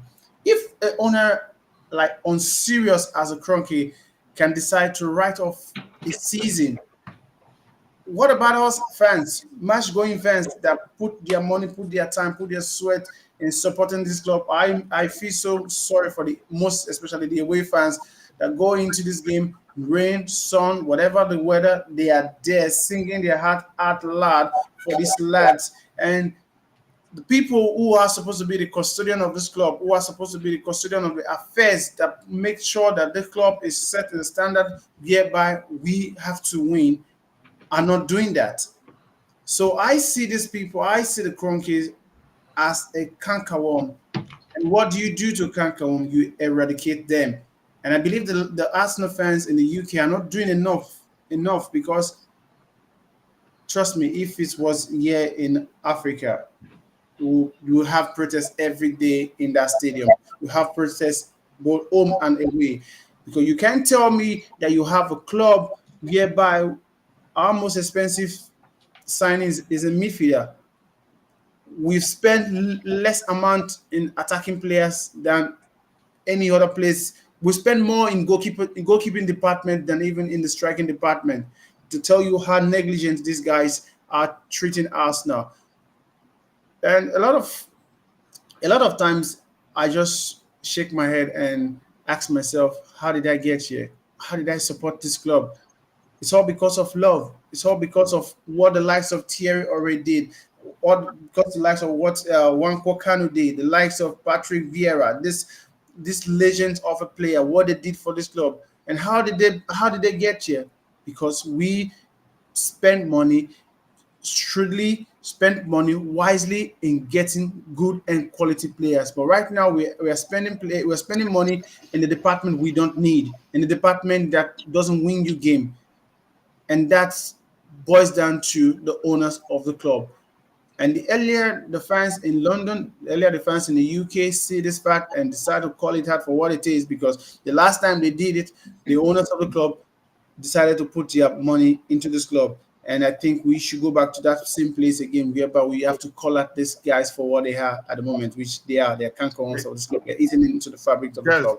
Can I say something real quick? Real quick. Push The one thing yeah. that makes me optimistic, right, is that in the States now, Major League Soccer, which is nowhere near what you guys have over there, they're going to start having relegation. So, and that's the next phase of the Major League Soccer. So the reason I say I'm optimistic is because now that more eyes are going to be watching MLS, American football, as you guys call it, it leads to more eyes watching Arsenal. So he's going to have, if just from a business standpoint, it doesn't make. I don't believe that they got to where they were by neglecting an organization that poorly. You can't. You mean to tell me more people are going to be watching MLS, but you're not going to pay attention to your club in overseas in Europe? It can't. That means you're just a total idiot. You know, that's just my opinion. That's why I'm a little optimistic. I just want to touch on a point that Daniel made about people, kicking off at the Cronkies, making demonstrations and all this kind of stuff. I think I could be right, I could be wrong, but I think one of the reasons why they don't at the ground, Daniel, is because the Cronkies are hardly ever there. Correct. They only turn up once in a blue moon. Correct. So, and you know what it is, Des, right? So you know what it is, Des, right? And I guarantee this, right? The second that we win either a Premier League or a Champions League, they'll be there. Absolutely. They'll be there lifting the trophy up, right? Of course they'll be there, right? Taking their photos, posting on Instagram and saying, "Oh, I've supported this club all along, we've been in the background hard working and all this nonsense and all this bollocks, right?"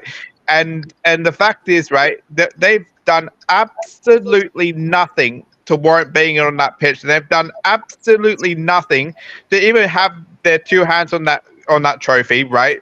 When all they've done is sat back on their ranch, smoke their cigars, put their feet up and go, "Oh yeah, how's Arsenal going?" I bet they don't even know the recent scores. I guarantee you they don't even care. They don't even know about the recent scores, what we've done, what we haven't done. I guarantee you which players we haven't bought in. I don't care, right? And so far, all Stan Kroenke cares about is the Colorado Rapids, the Colorado Avalanche, the LA Rams, and all their American French football team. Josh Kroenke, right? Josh Kroenke, his son is in charge of Arsenal Football Club, right? And so far, Josh Kroenke has failed as an owner or as a part-time owner of the club, right? To the point where I honestly could not give a flying F, right, about what they do and what they say, right?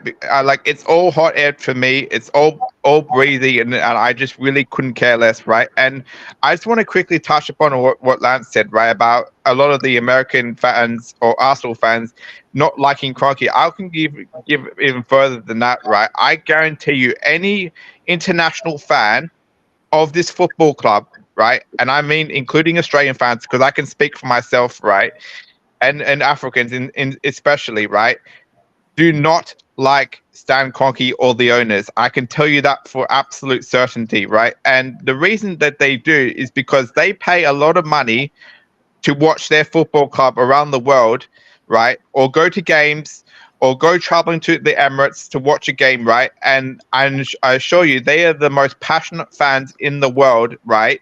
I'm not saying English fans aren't, right? I'm just saying they're more passionate about their football club and more knowledgeable about their football club than most English fans, right? Because they watch their games week out, week in, right? And I can speak for myself here, at ridiculous times of the night, early morning, all that kind of stuff, right? And they are being let down by the owners because they just see their football club. They turn the TV on and they go and they watch a performance like Nottingham Forest. When I was on with Des, right, I watched that performance with Des against Nottingham Forest, and it was flat. Yep. It was flat as anything else, right? And I watched the performance against West Ham, where we basically didn't show up for the entire game. I watched a performance against Newcastle where we were basically outplayed for fucking 90 minutes, right? And I was there when I was watching my team. I was there at the Allianz Stadium for the first time in 5 years of watching my football club back in whatever year it was, losing 10-2 on aggregate, right? And I didn't have to go to the game. I went, right, to watch my football club play, right? And this is my point, right, about the traveling fans, especially the away fans in general, right? They are the most passionate fans in the world, right?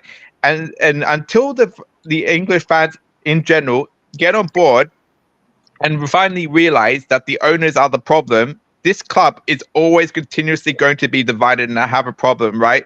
And whether that be with this manager or the following manager or the following manager after that, right? Because I guarantee you nothing is going to change even if you replace the manager. Their board is still going to be the same. The owners are still going to be the same. And until they have accountability and we start, like the FA, when we start holding them to accountability and watch what they do, right? Players like Saka, players like Saliba, players like Martin Odegaard, players like Declan Rice are going to keep walking in and walking out of this football club, and we're going to be back where we are in 18 months' time, where basically Arteta just took over. Fair enough. I think that's very well said. I must admit, the Emirates Football Stadium is full of spiritual fans, and what I mean by that is people like yourself, Max, people like you, Lance, Daniel. You know what I mean? You're spiritual fans because you're there in spirit, because you can't be there in body. Do you know what I'm saying? Yeah, It's full of those. But also, the Arsenal ground is full of people that have got season tickets, right? Who don't even want to be at the game. Yeah, where you would snap someone's arm off to get to the game. It's full of people that don't even want to be at the game. They're too busy taking selfies with their girlfriends, drinking a beer, don't even know that the game of football's going on. But anyway, I'm digressing there. So the point I wanted to make is this, right? Josh Kroenke could not pass a multiple choice test on the Arsenal Football Club if you gave him the answers. And that is the truth. He doesn't know nothing about this club. He walks around like he does. Yeah, but he doesn't know nothing about this club. And I've said it before, I'll say it again. The Kroenkes only invested in Arsenal when the LA Rams won the Super Bowl. That is the only time I can remember that they've put money into this club on a serious level. Yeah. There's the owners, right? The owners, this is the other thing, right? The owners, right, only invest because they get their top four money. That is it. Yeah. That is the only reason why they invest in this club, because they want their top four money. They can so they can go whoopee doo and then rip it off to their own other investments, right? Because right now we're on track. That is literally the only thing that the owners care about. Their top four money, and I guarantee you, if the Super League hadn't blown up the way that it had, right, I guarantee you would be in that as well. Oh yes. Yeah, of course you would. Richard, what have you got to say, bro? Because you haven't had a go yet. I'd like to go a bit back. I mean, there was a lack of foresight when we moved to the Emirates. The idea was we were going to compete with the Man United, the Real Madrid, the Barcelonas. The Bayern Munichs. Yeah, but what they didn't foresee is the Roman Abramovich is coming in and splashing huge cash. The Sheikh bin Mansour's coming in and splashing cash like it's competitive. And that was poor. The Kroenkes then compounded it by muddling about and not getting a grip of how to run the club properly, how to make it profitable, how to drive those revenues up, the commercial deals, the sponsorships, how to get the club run perfectly, like the Sheikh does, like Abramovich did. Then my next bit going on from that is you are not going to get the Kroenkes out just by protesting. You'd have to make it so that it's no longer profitable for them.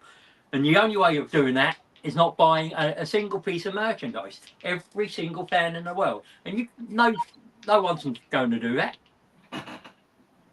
because we love the club. We want to buy the stuff that comes out and takes our fans. It's not, Richard. Richard, I guarantee you I'm not. Yeah. I guarantee you I don't do that this season. There will be fans that yes, will. I know, but the more movement we get towards this, it'll stop. I agree. But It'll stop. I honestly. For everyone Richard, I spend so much money. Richard, I spend so much money on this football club. I love this football club. This football club is my DNA. It's my saving grace in life. This football club. I promise you, I am not going to spend it. And I'm going to protest against these fucking owners. Max, Like there's no tomorrow. I don't disagree with you, Mark, but what I'm saying is for every single one of you, me, and Lance, there is another fan that will go and buy a piece of merchandise to keep that money coming in. Do you know? and make it I hardcore. want to give you another start, right? And it was actually on the overlap, and then Daniel, you could come through, right? It was on the overlap. I'm Scottish, obviously, so I only get to certain games through contacts, and I could get to them. But for season ticket holder, the basic season ticket holder that goes to an Arsenal game, I'll pay, on average, it's about 43 quid a ticket. He'll then go to the local pub, he'll buy some food, have some pints. He'll not spend anything at all. He goes into the football stadium, goes into the Emirates. That person spends maybe a round of drinks, maybe a couple of his mates do, and that's it. And they leave. Because they're there week in, week out. So they don't do it. I travelled down to London. I walk around that stadium. I spend some money, not in the club shop, I've stopped doing that. But I'll go into statues and I wake up the following morning after the game and I love it. I absolutely love it. So I always take pictures at Bergkamp, Ornery, Arsene Wenger, pictures of the stadiums like, yes, I'm home. I feel at home at that point. However, if that season ticket holder does not go, who maybe spends a maximum with his ticket to buying pints of beer or a pie, what happens is an international fan comes in, nothing wrong with that because we all support the club, we all love the club. They only get in for one game. So once, I'll use you as an example because you're in the US, bro. You come in, you go to Arsenal. Bro, you're headed for that club shop. You got your credit card down. You're pinging like there's no tomorrow because it's I'm not saying one in a lifetime. You maybe get over so many times a year. You maybe only get over once in every 5 years. Yeah. You're pinging that credit card, bro. You're pinging that credit card. So the average spend for an international fan to come over to go and watch Arsenal is over £400 per game. Who do the cronkies? Wait a minute, just 2 seconds, and wait a land. Who do the cronkies want in?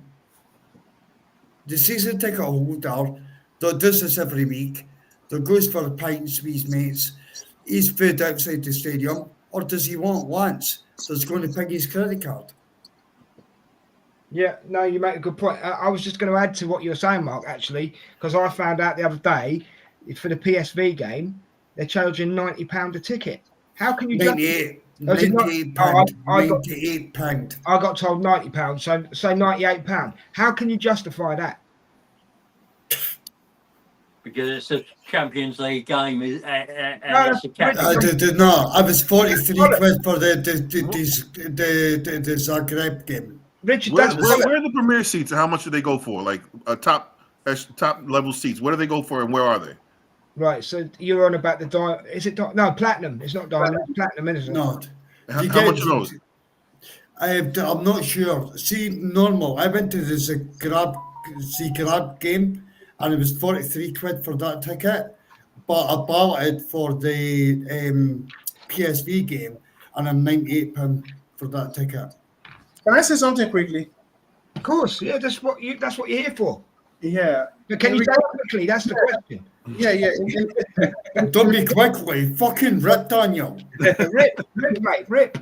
In regards to what you're saying, Des and Richard, that there's no amount of protest will get the Kroenke out of the club. If you remember quickly, the Kroenke started spending money into the club when Daniel Ek put in a bid to buy this club after there was a lot of protest by the Arsenal fans. You remember that? So if you tell me that the protest in the stadium will not do anything to the Cronkies, I don't think that's true, because from the evidence we've seen, that was the same protest that got Arsene Wenger out of this club, and that was the same protest that got the likes of Daniel Ek, Thierry Henry, and Patrick Vieira. I'm trying to protest actually did that. No, because let me come back, because it didn't get Arsene Wenger out of the club, because Arsene Wenger was already gone. Arsene Wenger was already gone, bro. And just for clarification, the one that you're talking about, systematic. No, the one you're talking about, and I can say this with chest, right? I'm saying this with chest. That was set up by Sky. Those demonstrations were set up by Sky to get a story. That's all that was. Yeah.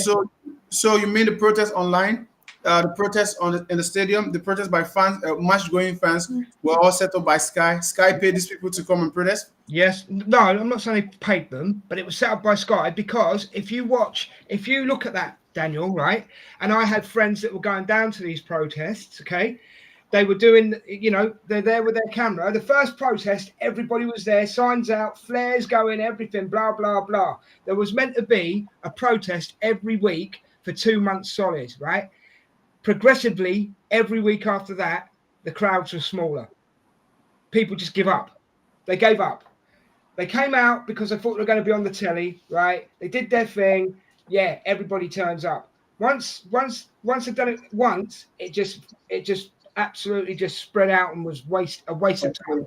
Now it now comes back to what I was saying, that the English fans, the match-going fans, the ones who are there on the ground, need to make this thing big for these guys to move. Because at the end of the day, if you think the protest doesn't make any headway, look what protest does. I'm sorry, I'm going to bring the Black Lives Matter protest into this, because that protest actually made an awareness in regards to black lives and the police brutality. I know Lance will know much about this. So protest brings change if it's done with the right motive of wanting a set goal. Because a lot of fans that protest for the Super League, because if fans hadn't protested for the Super League, there's no way this owners wouldn't have gone ahead with that. So in my opinion, I think the fans need to do a lot of protest in regards to what is going on in the club. Because if we keep doing this, that okay, we're gonna go only once or twice, there's not gonna be an headway for it. There's not gonna be a solution to what is going on, because these guys own 100% of the club. The only way the fans are gonna get a voice here, if they keep doing this over and over and over and over and over again, the Cronkies are going to listen, and something's going to happen. Sorry, I've got to respectfully disagree, Daniel, because end of the day, it all comes down to shareholders, and they have the majority sharehold now. Who does a business in an unrest environment? Do what? Say what? Say again? Who does a business in an unrest environment? You're asking me a question I don't know something about, but all I can say is that what I'm trying to say, like who does a business whereby there's a confusion in a place, there's fighting in a place, there's destructive attitude in a place. Who does a business in such a situation? Nobody wants to do a business whereby there's chaos.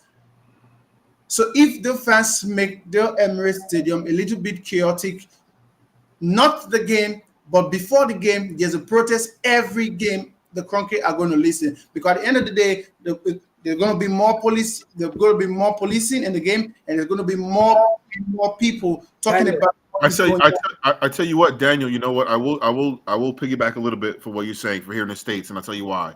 Because no one knew in the States, at least, and no one knew what was going on with Leicester until we seen the Leicester fans holding up signs about how pissed they were about what was going on in Leicester, and that's when fans here started talking about in the bars, like, what the hell's going on in Leicester? What are the owners doing? And that's when he started drumming up some noise.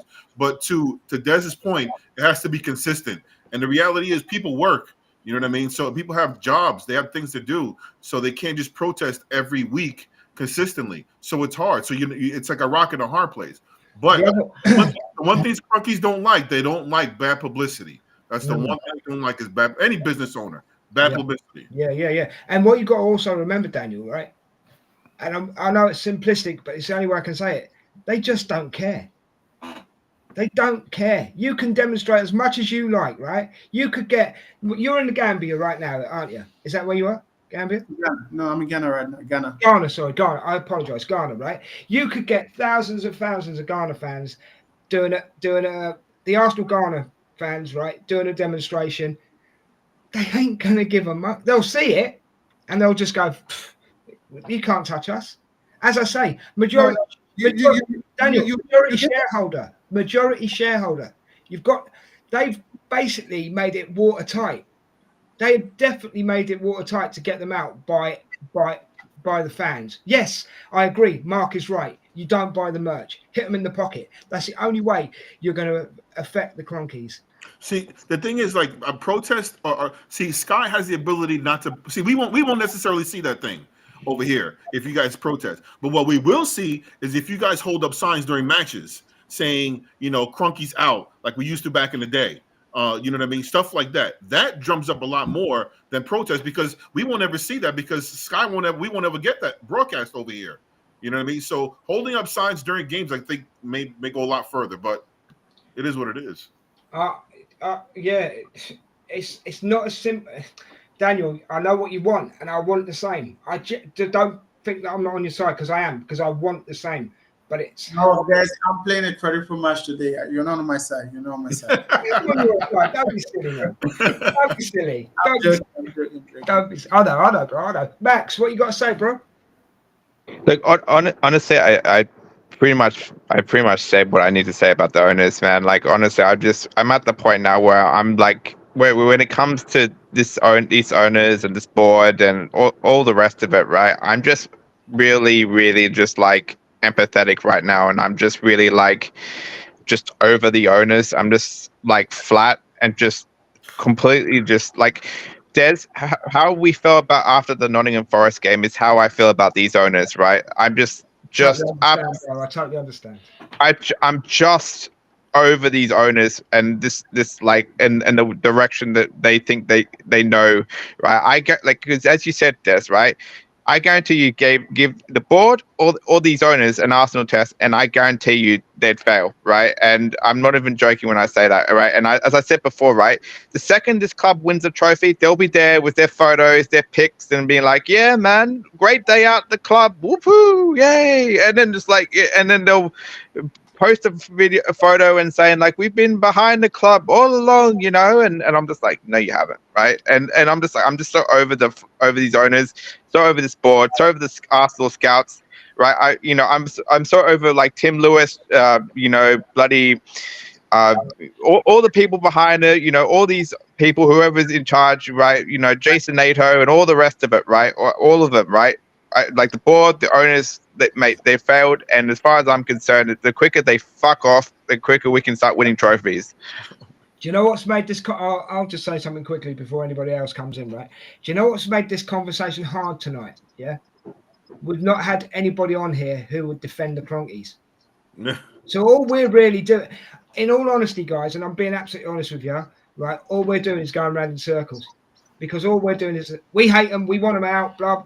Mark wants to kill them, shoot them, whatever he wants to do. I mean, he's a crazy Scotsman, you know what I mean? Max isn't happy. Lance, I didn't know if you were KSE pro, KSE against, but I've worked it out now. It's not a problem. And obviously, Daniel, I know how you feel. So, but if we'd have had Brian Kroenke, who's a good member of this show, if we'd have had him on tonight, it would have been a totally different conversation. The undercover Kroenke. Exactly, he's an undercover Kroenke. He would have defended him, or I think he would have. But even Brian, I think, is changing slightly, if I'm being absolutely honest with you. So, I mean, I want them out of like you, Daniel. I want them out of the club. I want them out of the club as soon as possible. I think you all agree, yeah? Mark, but do you know something? Go on. Yeah. If the Kroenke turns tomorrow and start taking care of this club the way a proper club should be taken care of, I don't want them out. What I want for Arsenal is a functional club, a club that wins, a club that competes, a club that goes in for players that are what's going for. I You're want weak. a Daniel, you're weak. You're weak. You're a weak human being. Oh, Daniel, don't say that. You're weak. You're No, weak. no, don't say You're that. weak. You're At weak. the end of the day, You're weak. no, You're man, weak. you have You're your weak. opinion. You have your I opinion. don't have my opinion. Yeah, you I'm have a your, diehard. Listen, your bro. opinion. Your opinion might be. Daniel, no. Let me I'm a land. diehard Arsenal fan. Let me land. You may have your opinion towards in the concrete. I have my opinion on wanting Arsenal to succeed. Arsenal is my priority. I don't care who owns the club. Like I said the other time, I don't care who is the manager of Arsenal. What I care about is Arsenal winning game week in, week out. Even if the coach is somebody I don't like, I don't give a F. Sorry? I was just going to say, Daniel, I'm on your side because I'm on your side with this because I tell you now, right? I'll let you land in a second. I tell you now, if we'd won 4 out of the 5 last Premier Leagues under the Cronkies, we wouldn't even be having this conversation. Nobody's going to have that conversation. We wouldn't even be having it. You know, Mark, you saying I'm weak right now. If tomorrow the Cronkies comes out and put 120 million, it's too late. It's too fucking late, Daniel. It's too fucking late. We're 2 points off Man City last season. They fell off a cliff. And we fell to what we done. So Daniel, don't come at me with this shit. Bro. I'm not. Hold on a minute. Hold on. Well, let me come at you for a second, right? Like what I just said. If we'd won 4 out of the 5 last Premier Leagues, like Man City have done, but it was under the Cronkies, right? Arsenal win 4 out of 5 Premier Leagues. Genuinely, you would not be feeling like this. Exactly, bro. But I'll never feel like that under the Cronkies. Do you know what you get for winning the FA Cup? Yeah. £3 million. Yeah, I know that. Yeah. £3 million. Do you know what you get for getting in the last 16 of the Champions League? Is it 300 million? Something like that? 90 million. 90 million. What do you get? 90 million. 300, is it 300 million you get for winning it? I don't know. So no, it's not that much. So 90 million against 3 million for winning the FA Cup. Mm-hmm. My manager is getting led down the garden path with these fucking owners to get top 4, like the same as Wenger was. The exact same. Yeah, but he's got to shield them. He's got to shield the Cronkies. So Daniel coming out. Daniel, see if Saka goes on. No, Daniel, I'm landing because I didn't get to land. See if Saka goes on my bench next season because we brought in a world-class right winger that's better than Saka. Happy days. My football clubs take me to the place where I want to be. Daniel wants to reach a destination rather than the journey he's been on. And that's the point where I'm disappointed in you, Daniel. And do you know the journey I've been on with Arsenal? The same journey as me, bro. I'm still on that fucking journey, bro. I'm still on that journey. Humiliated by Chelsea. I've watched Arsenal humiliated by Man City. I've watched Arsenal 8-2 to Daniel, did I not? You have your own opinion. My opinion is wanting Arsenal to succeed. I don't care who owns the club. So you would take Ten Hag in next season to go and win you a Carabao Cup and an FA Cup? I will take you, Mac, as an Arsenal manager if you give me the Premier League tomorrow. It's a fair point, Mark. It's a fair point. It's not a fair point at all. You'll never get the Premier League tomorrow under the Cronkies. Well, we know that. We know that. We're talking hypothetical, right? I just gave you a situation. I gave you a situation, right? And I think Daniel's done the same, right? That if we'd won 4 out of 5 Premier Leagues, the Cronkies could stay for as long as they want. Yeah, right, and okay. Mark, what Des is saying, right, is also what he's saying is that this is on the basis that if during the 4 out of the 5 trophies that the Cronkies had invested the club in the right way. That's the merit he's going on, right? And correct me if I'm wrong, Des. That's right? Perfect. So you guys are right. If we won 4 of the last 5 titles, Daniel, you're right. Have we won the last 4 of the 5 titles? Daniel, have we won the last 4 of the last 4 No, of we the last 5 haven't. titles. No. Have we? So why are you having this conversation? Because it could have been no. End of the day, a conversation is double-sided. I'm going to come in here now and I'm going to land, right? A conversation is double-sided, mate. You can't look at it through fucking Right, rose-tinted. okay, so No. Wait. You had your say. You can't look at it through rose-tinted glasses all the time, right? Yeah, End of the day, yeah. the truth is this. Wait, Mark. Wait. The truth is this, right? The Kroenkes have messed our team up. We know that. Yeah. Right? All I'm saying, on the other side of the coin, right? If we'd have been in Manchester City's position, right, we wouldn't be having this conversation. We would not. And that is plain and simple. That's brilliant take. We're not in Man City But I also situation. agree with you that We're not in Man City situation. We've not won 4 of the last 5 titles. Why are we even fucking speaking about this? Get off Arteta's hill. Get off Arteta's hill, will you? Because I tell you now, listen, you're not listening. You're not listening. It was Right, okay. Right, I'll listen, Des. I'll fucking listen. You're not listening, Mark. I'll You're fucking not listen. No, because no. if you're listening, you won't be arguing right now. Because if you listen Okay, to what if the Kroenkes won 4 of the last 5 titles, if you listen to what have we won the last 4 of the last 5 we haven't. titles? we haven't won it. But I'm saying if the Kroenke turns tomorrow and start spending and start putting the money where the mouth is, I wouldn't give a F if they are the owners of this club. Lance, I wanted to ask you a question. I want to ask you a question. The Rams. Why are you clapping? It's fucking idiotic. It's fucking idiotic. No, it's not idiotic. It's not idiotic at all. What are you I'll on tell about? you why it's idiotic. They chased Arsene Wenger out of our football club. Daniel, you're disconnected. Can I want? You already have. You are a disconnected fucking fan. No, That do not support this football club in any kind of way. No, you do you not can't have say this that. DNA.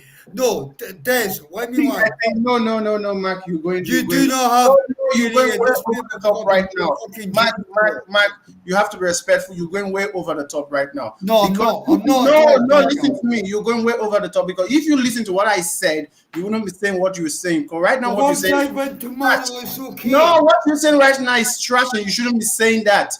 You don't have the right to say that I'm a disconnected Arsenal fan. You don't have the right to say that. You are saying trash at the moment because you have your opinion and you can stand and you can die in whatever opinion you're trying to say. Same way I said Mikel Arteta is like the Brendan Rodgers before the Euro Club. That's my opinion. And you came from me. I didn't say you're a disconnected fan because you want to die on the Arteta hills. I won't say that to you. You have your opinion. You stand by your opinion. And I'm saying something to you. You have to listen to what I'm saying. Digest. If you don't agree with that, that's your opinion. And you can stand whatever you want to say on that. But saying I'm a disconnected fan, I find that very insulting. And you shouldn't say that to me. Because you don't know. You don't know. You should call my manager Brendan Rodgers. You should call my manager Brendan Rodgers. No. You don't have to talk over me when I'm speaking. I have the right to make my opinion, and I'm making an hypothetical opinion in the sense that if the Kroenke decide to start taking care of this club the way a proper club should be taken care of, I don't give a fuck who is the manager, who is the owner of Arsenal. I wanted to ask Lance a question. The Rams won the Super Bowl, right? Mm-hmm. That was like 2 years ago. Does any of the Rams fans want Kroenke to leave as owners of the club? No, and I'll tell you why. The reason why is because the Rams haven't won a Super Bowl in probably like 15 years prior to that one. Prior to that Super Bowl, they won, I think it was like 2 years ago. They haven't won it in like 15 years. Yeah. So as far as the fans go, they got a Super Bowl. They love them over there. So what am I saying? The same scenario I'm trying to paint out for Arsenal. Arsenal haven't won the Champions League.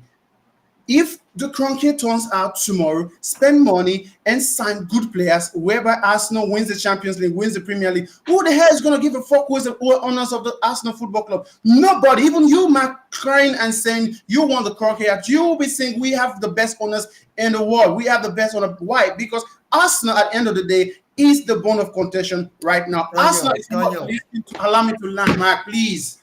Right, fucking London, let me come through them, bro. You're speaking for Scotland, bro. I can't come in. Right, hold on. We need to calm down a sec. Daniel, come back on. Say your piece. He's not letting me want to come in at all. He's just speaking. I'm done. Right. I'm done. Right, Mark. Daniel. What you got to say? Say it, and then hopefully Daniel will come back. Say it. Daniel, see when KSE came in and then lynched my manager out of the football club, they took over a decade to get the full control of this football club. I find it disgusting, bro. I do not want them anywhere near any success of Arsenal. Arsenal are fourth on their list of their priorities with all their franchises. So for you, bro, you could accept it. You could say it's fine. I've won a Champions League, I've won a Premier League, and I get that. I get that. You want success. I want success. But what I will not do. You don't want success. You want the You don't let me want. No, you don't want success, Mark. You don't want success because if you want, let me want. No, I'm not going to let you land because you don't want success. What you want, you just want the crunkle heart of the club. That's what you want. Because at the end of the day, if you want the crunkle heart of the club, who are you going to expect to buy the club right now that's going to come in and going to make the club successful? Who do you have? Same way you asked me the question, if I want Mikel Arteta to leave, who is the manager we're going to sign? That's going to come in. Okay, I could answer that if you let me want. But you okay if I speak, Daniel, or are you going to keep interrupting me? I'm going to keep interrupting you when you say something trash. Well, no, let him have his say, Daniel, and then have your say, Mark. The Spotify owner wants to buy Arsenal. On top of that, there is actually an oil giant out there that has got projects in. The last 2 years, he said he's an Arsenal fan. And he's like, once these projects are finished, I'm buying this football club. Billionaire. I'm going to buy Arsenal Football Club, Daniel. So when I've got problems with the Cronkies, because I've seen what they've done to Arsene Wenger, you want Champions League. See, if I won a Champions League, I'll celebrate it. Because I'm an Arsenal fan. 1,000,000%. I win a Premier League, I'll celebrate it. But does that not make you a hypocrite if you do that? No, absolutely no. It makes me an Arsenal fan. It's in my DNA. I'll still want the fucking Cronkies out of my football club. 1,000,000%, Daniel. Lance, have you got anything you want to add? Can I please weigh in here? Like I've heard a lot of stuff in the last like 10, 17 minutes of this podcast that's made me question a lot of things, right? Okay, so Mark, you're my boy, yeah? You're my boy. I respect you. Like, I respect your opinion. I respect Daniel's opinion. I respect Lance's opinion. I respect this opinion, right? But what you've just said to Daniel about him not being a true fan because he has a difference of opinions, that's kind of a low blow, bro. And like, I don't mean that in a disrespectful way. I just think it's a little bit below the belt because Daniel, whatever he, regardless of his opinions, right? And like, I actually like Daniel, believe it or not, considering that he's disagreed with a lot of what I said, right? And I actually respect him as his opinion, right? Like what he's saying, yeah. And correct me if I'm wrong, Daniel, right? I just want you to just like make me. I'm gonna land and just tell me if I'm wrong, right? What Daniel is saying, right? If the Cronkies had spent the way that they should, right, and to the point where we had a very similar success to the way that Manchester City is right now, and they've won 4 out of the 5 Premier League trophies right now, right? A lot of the fans that don't like Kroenke and want Kroenke out and wouldn't be complaining as heavily, and most fans wouldn't be complaining as heavily because they've done what they've needed to do, right? And no one on this panel, right? Would no one on this panel would disagree with you, Mark, right? In saying that Cronkies aren't the problem, right? But what we are saying is that if the Cronkies had done what they're supposed to do, we would be in a better place right now, and would have success, right?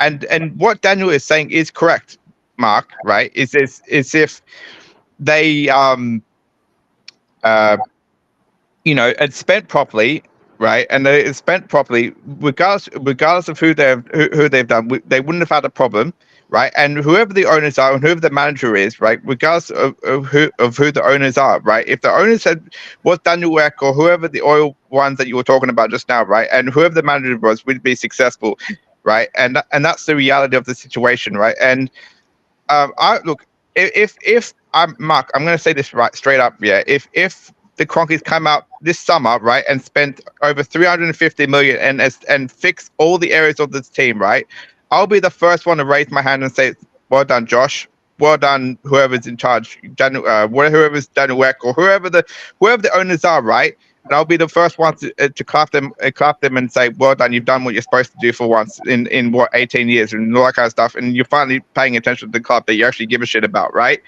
And that's the reality. Too late, Max. Too late. But how can it be too late when we're always supposedly moving forward? How can it be too late? You were 2 points off of winning the league. Yeah, you've made this point already. I know. Go ahead. Right. So 2 points off of winning the league, and you don't fuck off. Yeah. Now you guys are settling for them to now say, on hindsight, here's 300 million. Let's fix all the problems. Life's good. It's great being an Arsenal fan. No. We didn't settle. We were giving the other side of the court. You guys have settled. You guys have settled. No, we haven't settled. What podcast are you on, Mark? What podcast are you on? Are you sure you're on this podcast? Listen to what we've been saying. No, of course I'm. I'm not sure because you're coming up with analogies of 4 out with the last 5 titles. Where are they? No, you've totally misunderstood the point. You see what I'm saying? You're missing the point, and you're missing the. Why am I missing your point? Why make that analogy up, Daniel? He didn't. I did. It wasn't Daniel. It was me. Right, so why make up? Why make up? I said if. Right. I said if we had. Right. It's the other side of the argument, Mark. Right. If we had won 4 out of the 5 titles like Man City had, right, you'd be happy because we'd be successful and we wouldn't be talking about the Cronkies. Definitely. That's what I said. That is what Have we? No, we haven't. I said if. If is a big word. It might be that small, but so sometimes it's really big. Why bring it up? It's not happened. Because it's an option. So why were you coming at me when I said Arteta looks like the Brendan Rodgers before the Jurgen Klopp? Why to come at you? Because I think it's fucking disgusting, Daniel. I think it's absolutely disgusting. So why not look at the point of whereby I still have Mikel Arteta as my manager currently. We don't have a new manager, so there's no need talking about that opinion because it's an if situation. You're naming my manager like a failed manager for Liverpool.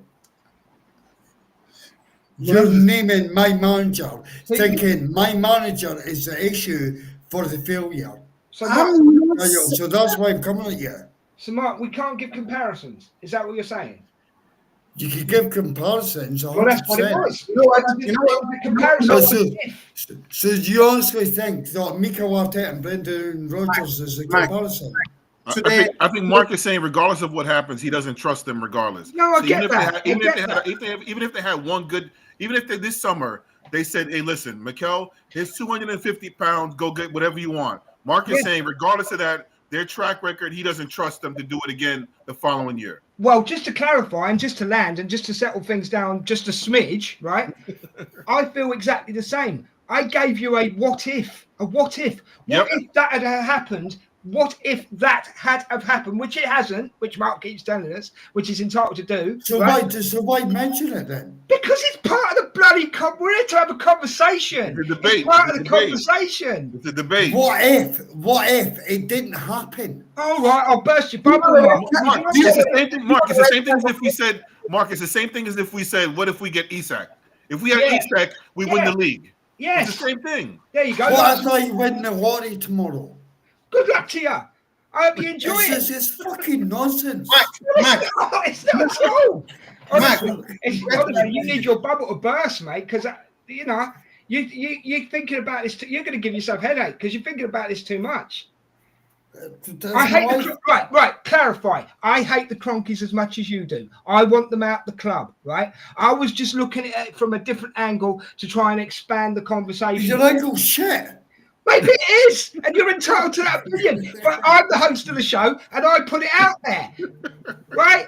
It's out there. It's done, right? As far as I'm concerned, Daniel has a fair point that he says if the Cronkies went out and put £1 billion into the club tomorrow and we went and won the Premier League, the Champions League, the FA Cup, the Carabao Cup, the Milk Cup that it used to be, the League Cup, whatever cup, right? He would be happy with that because he wants the original point is this. Daniel wants success. Correct me if I'm wrong, Daniel, yeah? You want success for the club. Mark, I know you want success too. Go on, Daniel. Sorry, go on. I won't like what you're saying. I don't support the Cronkies. I don't support Mikel Arteta. I support Arsenal, the Arsenal Football Club. This is my club, and this is a club I want to be successful. I don't mind who owns the club. I don't mind who is the manager of the club. The most important thing for me is the heritage of the club is sustained, the class of the club is sustained, and we are successful. And whoever is making that happen for me, I don't care. So Mark, if I'd have said it a different way, if I'd have said, imagine if we'd have won 4 out of the 5 Premier Leagues and the Cronkies could stay, would that have put it better for you? Is it because I said if? No, the Cronkies are shit and they'll never make us win 4 out of 5 Premier Leagues, so I don't know where you're going with it. Oh, man. I don't like you're using past tense. Mark. I will do you one better, right? Mark, I'll do you one better, right? If this board, right, had signed Isak, Nico Williams, Zubimendi, right, in January, right, we'd be closer to Liverpool, right? True or false, Mark? True. So why are you accepting the if now? Yeah, you accept that. Hold on, you accept because no. Why are you accepting No. It doesn't. No. Let me fucking watch. It was one. Max is just a conditional statement he just gave you, and you accepted it because it will make Arsenal successful. Can I come to making Arsenal? Can I land? Don't land, fly. You fly. Max. See, you're even laughing. See, you're a proper on it. Land on Max. Land. What Max just said should have happened. It's not an if. It should have happened if our owners were real. What you guys said was, what if we won the last 4 of the last 5 Premier Leagues? Totally different. We did not. Not at all. Max is talking about what should have happened and what didn't happen. Mark, hang on, Mark. But I started that sentence with what if. I started with the sentence with what if they had signed those players in January. Delay. Max, there's a time delay between Australia and me. Leave it out. I could have said, it don't matter now. I don't know where we're going. I've lost it now. I've genuinely lost it. Mark, I love it. Don't get me wrong. I love it, right? End of the day. I do agree. Daniel, right? You and him are like chalk and cheese. You always have been, you always will be. And that's what's part of this show. But to call him, what did you call him? What was the word you called him? Disconnected. I don't think you can. Daniel, I don't mean that. Do you know what? Honestly. Hold on. You didn't mean it. You should have said it. Can I land? Yes. Oh, I have to turn my camera on and clap. Hang on 1 second. I want. Right? Daniel is the most passionate Arsenal fan ever. Daniel, let me land. You know what happened? You know what happened in a boxing match whereby you punch in the wrong place? You know what happened? You get disqualified. And the opponent wins the game. So in other words, you hit in the wrong place. That's the enforcer, so you Yeah, have. I've got Mark. Please land, but then I'm going to say something. Go ahead. He keeps cutting me off. He does. I Don't can't cut him help off, myself. Daniel. Don't cut him off. Daniel, I apologise. This guy lives and breathes Arsenal as much as I do. When we get passionate talking about Arsenal, it gets heated and words have come out. Daniel, I love you, brother. You know I do. There's like you're my bro. All I can say, Mark, 1,000,000%. is He is not disconnected from my football club. This guy destroyed his girlfriend's fucking birthday because Arsenal lost. That's how much it means to him. Daniel, you're my guy. It was a bad word to use at that point. Right. This is like watching Carragher and Neville over here. Isn't it? Isn't it? However, Daniel, Lance, you're I a love you, wanker. Lance, I love you. Yeah. Although, Daniel, you're a wanker, and I disagree with you a lot, you're fucking boys, bro. And I've won 5-3 today. No, you haven't. No. It's my choice because it's my show. It's up yours, right? You've actually been disqualified because you called him because of what we called him. So Daniel wins by default. Don't take glory in it, Daniel. He had to say something to get disqualified. There's those that, like, you know. This is Michael Oliver in disguise. Right, no, that's it, mate. You've just called me Michael Oliver. Oh my God. That's worse than what you called. Sorry, Daniel, but that's worse than what he called you, I'm afraid. Yes. Right, guys, we're going to have to end this one soon, but it's been absolutely brilliant, okay? Guys, is something? Yeah, go ahead. Yeah. You know, Mike, me and Mark, we always go back and front in this on this space. We tend to agree and disagree a lot of times. We disagree more than we agree. So at the end of the day, I love you too, Mark. You're my guy. But you're my guy, bro. Why did we all start shouting at each other? Why did we all start? Oh. Is Arteta in the green room? Do you know, no. See, do you know what? See, Daniel. Daniel is my guy. It's like Daniel is the guy that you could actually see when you offend someone, and they could just take it as like just football talk, etc. And then he comes back at you, he'll offend you. It's football talk. It's all good. Me and Daniel are like, Daniel is my guy, honestly, 100%. Right, Daniel, I was expecting to after you won that trophy to go. Oh. He won no trophy. If I've been sent off in this game, I've got Michael Oliver as the host, and it'll not happen next week. That's all I'm saying. Right, before I let anybody else speak, Aid, big up you guys, legends. Thank you very much. You joined us in the chat from Twitter. It's much appreciated. There's also a message from Reginald. That man cost us this season because you let Edu go without replacement and give. Mike, this is for you. Mike, this is for you. I was reading, Daniel. That's very rude. I was just showing Mike my medal. A replacement to give money to the board is very hard for him. Okay, fair enough, Reginald. Right, guys, I think we have actually. This is a good point to stop on this because Mark can actually breathe again now, not hyperventilate. Right? I'm not sure. I've got to the hospital, bro. I'm not going to lose my shit anymore. I swore in the show for once. There we go. Max, thanks for backing me up, bro. You'll be on No problem. Hopefully you'll be on the next watch along with us. Yeah, I will be here. Cool. We didn't even touch on the PSV game. Oh, we're not going to touch on it. No. Have you seen how long we've been going for? Stuff the PSV game. Stuff it. We'll talk about that next time. Okay, that's a promise. I promise you. Right. And we were also going to talk. I'll tell you something else we were going to talk about because I was going to chuck it in. Next season, apparently, if goalkeepers hold on to the ball for longer than 8 seconds, what was the rule? Was it? It's a corner. It's a corner. The other team get a corner. But anyway, I'm trying to close this one down, Daniel. That's going to happen. Daniel, I love you to bits, but shut up, right? No, I'm only joking, bro.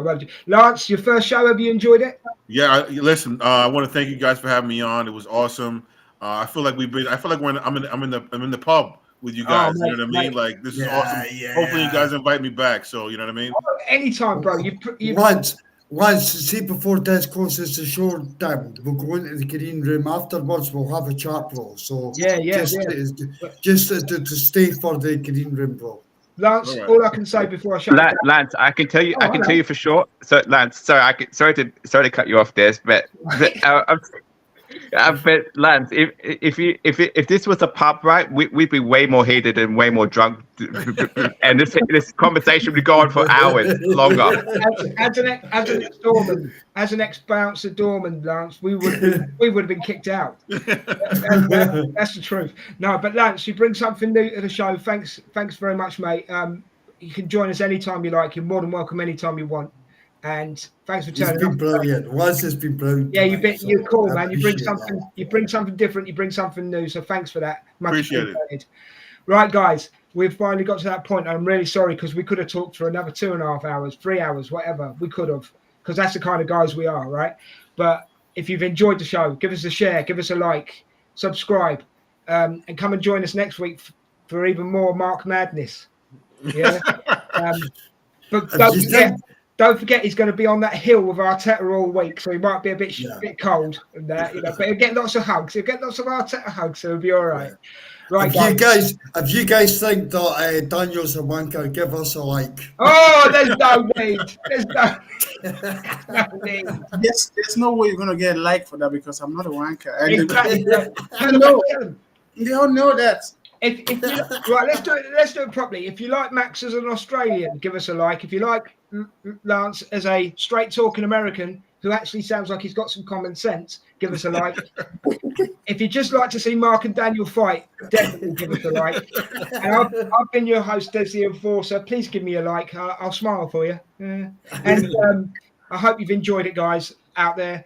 And we'll bring it to you again next week. And don't forget, there'll be other shows as well, like watch-alongs, where me and Max will be together, and maybe a couple of others. Daniel, come on. Have a great week. Enjoy your football till next week. I'm out of here. Peace.